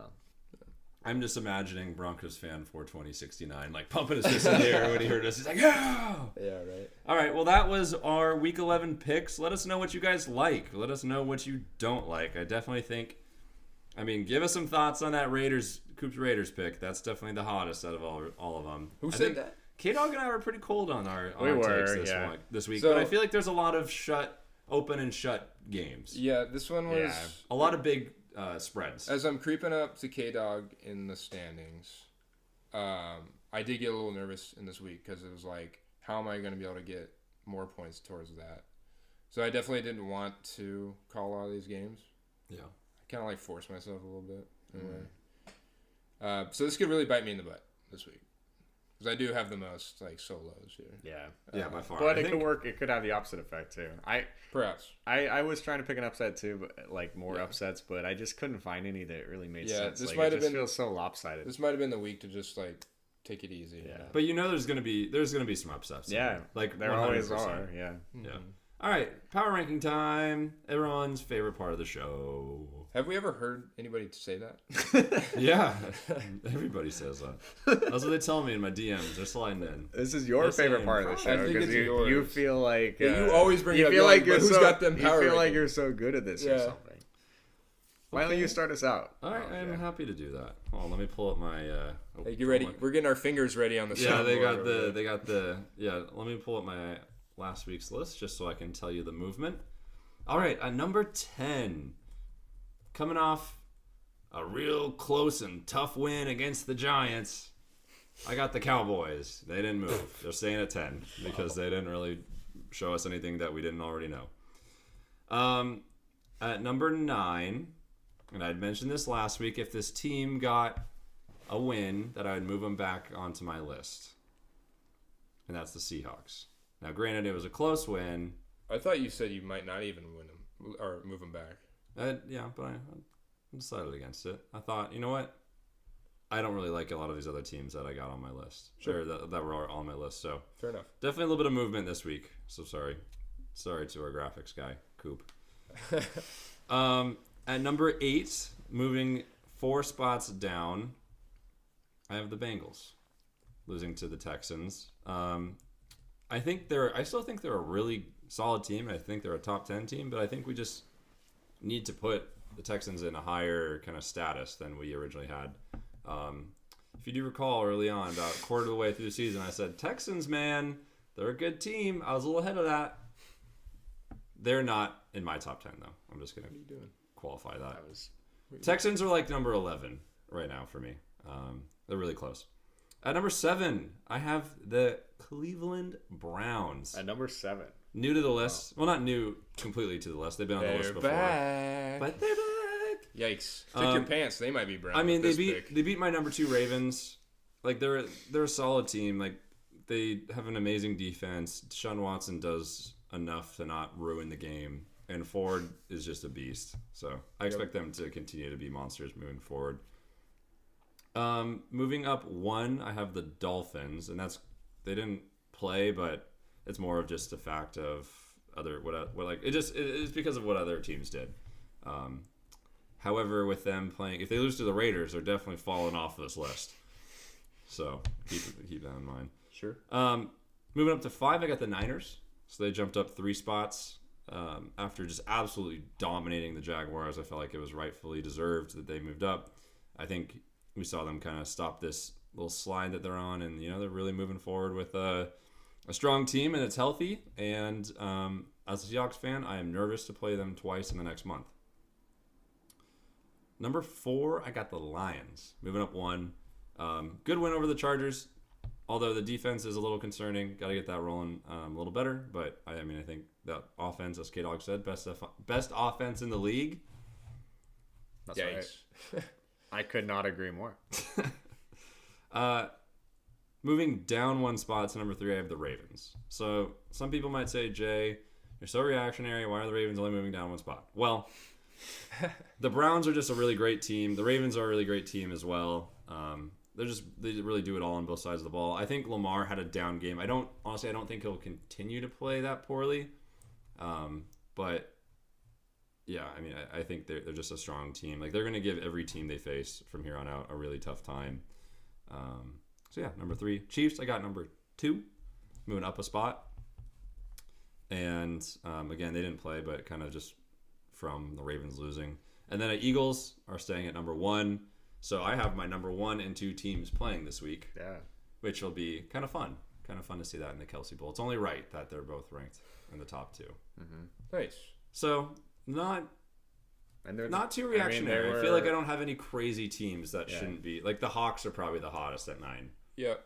And is it surprising that, those are the 2 Super Bowl teams last year? Is it surprising that there's crazy, right? 2? That we would get after 10 weeks, we would get back to that. Yeah, it's just the same old. Yep. But it's funny because it's they got there in a different way. At least for the Chiefs. The Chiefs aren't doing it on the offensive side of the ball. It's their defense, really, in my opinion, that's got them so high. Yeah, the Chiefs have changed, yeah. Mm-hmm. All right, who wants to go next? I'll just go ahead and jump into mine. It's going to be a lot quicker than that was. Just because a lot of the picks are pretty similar. I ended up dropping the Seahawks out. That's fair. Unfortunately, I just think the people above them just played their way in. Starting at 10, I'm going to keep the Bengals in here, but they're dropping 4. You lose to the Texans, who weren't even in my list. That's going to put them in this list at number 9. Wow. Texans at 9, baby. That's awesome. So I think I might have had them at some point. So I think they're back. Or they could be new. I think they're the first for anybody. Really? Yeah, okay. I think so. I can take a quick look. And number 8, I got the Cowboys moving up 1. Number 7, the Jags are coming down 4 spots. You just got so you didn't drop decimated, baby. You didn't drop them? No. So I'm leaving the Jags up here.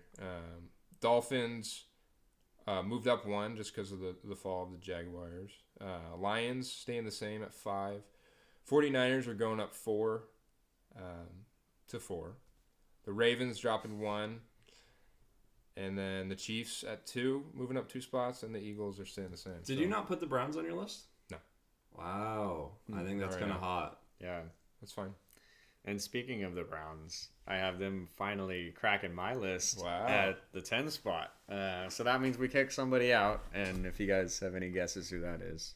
Hold on, let me look at your list. Let me look at your list from last week. It's the Bills. It is the Bills. It is the Bills. And I think it was just 2 weeks ago I had them as like the number 3 team. The 3. Yeah. How far they've fallen. The Browns deserve to be here. If they had a good quarterback, they'd be so much higher. Imagine if they had Aaron Rodgers. Yeah, honestly. But like you can't I can't really see me putting the Browns ever higher than like 7 the rest of the season just because of that. Number 9, I have the Dolphins. I still think they're frauds, but really? They'll beat the Raiders. Number 8, I got the Bengals falling 2 spots. There's room for concern there. The Texans game is a game that they I don't want to say they needed to win, but those are the games they should win. Those are tests. Yeah. And now they could be in trouble playing the Ravens. Number 7, I got the Jaguars falling 4 spots. I will say the 49ers are obviously a very quality team. So I still think the Jaguars are good, but there's some question marks. Number 6, I got Cowboys moving up 1 spot. Number 5, I have the Lions staying in the same spot. Just concerned about that defense a little bit, despite having the best offense in the league. Number 4, I got the 49ers. Like you said, moving up 4 at number 4. I got the 49ers. In fact, the rest of this is exactly the same as Koop. I got the Ravens down 1 at number 3, the Chiefs up 2 at number 2, and the Eagles staying the same at number 1. So our top 3 are all the same. Yep. That's right. Yeah. Lame. And then, our top 5 is basically the same. Lions, Niners. KDawg and I have the Niners. You have the Lions at 4. So. God, we're so boring. Or are we just incredibly accurate? I mean, I like to look at it. We've been doing this long enough. I think we can kind of know where everyone's going to be around. But I think if you look at a lot of like CBS, Fox, the other BS out there, they don't have it. I don't think they have it that way. Yeah. I just think we're more accurate. I mean, maybe. Yeah. Well, that's our top 10 power rankings. We'll get a graphic out this week, and you let us know what you like, what you don't like, who are we hot on, who are we not hot on. The Texans at 9. I like it. I mean, we'll see. Who did they play this week? The Texans play the Cardinals. Oh, okay. It's not a test. I mean, all right. It's a good team. All right. Last but certainly not least, everyone's second favorite part of the week or the episode, the hot take of the week, the Shmokin Hot Take of the week. Who goes first? Should we flip a coin? Flip a 3-sided coin. Yeah. A little dice. Flip. All right, I'll go first. I go first because I usually go last on these. And I have a 2-parter. I have a fun one. I also have a 2-parter. I have a fun one, and then I have my. So he can hit one, like try to get hit. No, one of mine is not football related. Oh. So my first Taylor one Swift, is Taylor Swift will be shown at least 15 times during the Kelsey Bowl. What do you 15? You gonna track that? Do you have any idea what the highest number of times she's been shown? I don't know. I don't either. But I can't imagine it's been 15. 15 sounds like a lot. It seems right on par though. So that's my first hot take. My second one revolves around this AFC East matchup of the Jets versus the Bills. So the over-under was I think 40. I'm calling that there will be less than 24 points scored in this game. You said in the Jets and Bills game? Yeah, less than 24 points. I mean, if you look back at all the Jets games, it's been very much like that. So I don't know if that's really that hot. But then why is the over-under so high? That's a really low score. That's 14 to 10. Yeah, that's very low. Yeah. I mean, we've seen that in Jets games though. I'd have to look at what was the score, for example, their first game they played, wasn't it? It was probably 30 total points. It was 20 to 12 or something like that. Yeah. Yeah. No, I think it's hot. I mean, the Bills have one of the best offenses in the league. Granted, the Jets do have a really good defense. I think it's you really don't think the Bills are going to come in and only score 14 after this embarrassment? Right. Yes, that's what's a hot take. 16 to 12, Raiders over Jets. 13 to 10, Jets over Giants. Yeah, both bad offenses. But Jets and Giants is a different level. Patriots, Jets, 15-10. Yeah, both bad offenses. give him 22 to 16, Jets over Bills. There you go. So that's okay. That's 38. That's a pretty huge. Yeah, you got a hot one here. We got a hot one. Yeah. God. We'll give you that. Schmoke, is he hearing this shit? I'm getting ridiculed left and right. I did it. No, I thought it was good. No, do your real one. That is my real one. I thought you said the Taylor Swift one was the fun. I was playing. I don't have actually do this. I just blowing from stupid down. I can do mine next. Yeah, I think we talked about this a week ago. My preseason MVP pick, Trevor Lawrence. He's not been performing very well this year. Yeah. He has 9 touchdowns through 9 games, 6 interceptions. I think this is a game where he's going to turn it around. We kind of talked about this earlier. So I'm predicting that against that Titans defense, he's going to pass for 300 yards and 4 touchdowns. Oh, 4. And just to make it a little hotter, because I thought you guys would complain about that. Yeah, I think that pretty hot. I think that Christian Kirk, who I have on every fantasy team of mine, will catch 2 touchdowns. Wow. I'm hoping. Dude, I'm would hoping for love it at that. least. I just traded for him. But I was gonna explain. So maybe 300 yards and 4 touchdowns. It doesn't sound that crazy, but so far this year, Trevor Lawrence, he only has one 300-yard game and has yet to throw for more than 2 touchdowns. So Okay. Interesting. So he's doubling his touchdown count. yeah. Nice. All right. I like that. That's smoking. All right. So that leaves me. You each had 2. So I have 2, kind of. It's in the same game. It's Thursday night. We're going to get this one out and, see what happens early.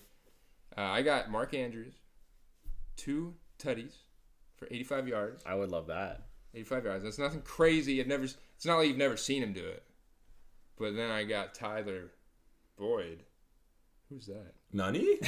No, Tyler Boyd, 2 tutties as well. He just dropped one. He just dropped one this last. So I think he's going to make up for that.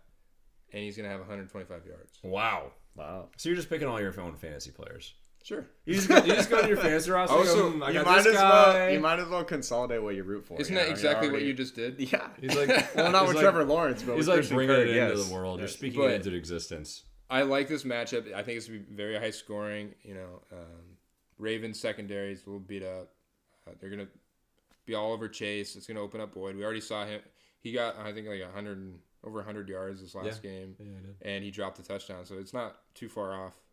Andrews is going to have to be utilized very well to win this game. So that's why I see him getting 2 tutties. But got him losing the game still. All right. Wow, we got some hot ones here, folks. Yeah.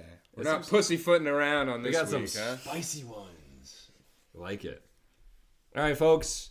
That's going to do it for us for episode 16. Can you believe it? 16. Crazy. Halfway to 32. All right. All right, let's get out of here. You know when I'll start speaking crazy, it's time to get out of here. You guys got anything else you want to say this episode? Let the people know? No. I'm good. I gotta stop asking that question. Say no. I have one thing to say. Well, I'll be on a 2-week hiatus. Oh, yes. So I'll still send you guys my picks, my power rankings. Yeah. Might get a little C-dubs fill in. Yeah. We'll see. Or we'll do a 2-man. We'll be one of the top running back duos. Top podcast. Prophet duos. J and Koop. Yeah. All right. Well, KDawg, we're gonna miss you. Yeah, man. Don't have too much fun without us. That's right. I'll say. Yeah. It tends to be pretty fun when I'm not with you guys. All right. See ya.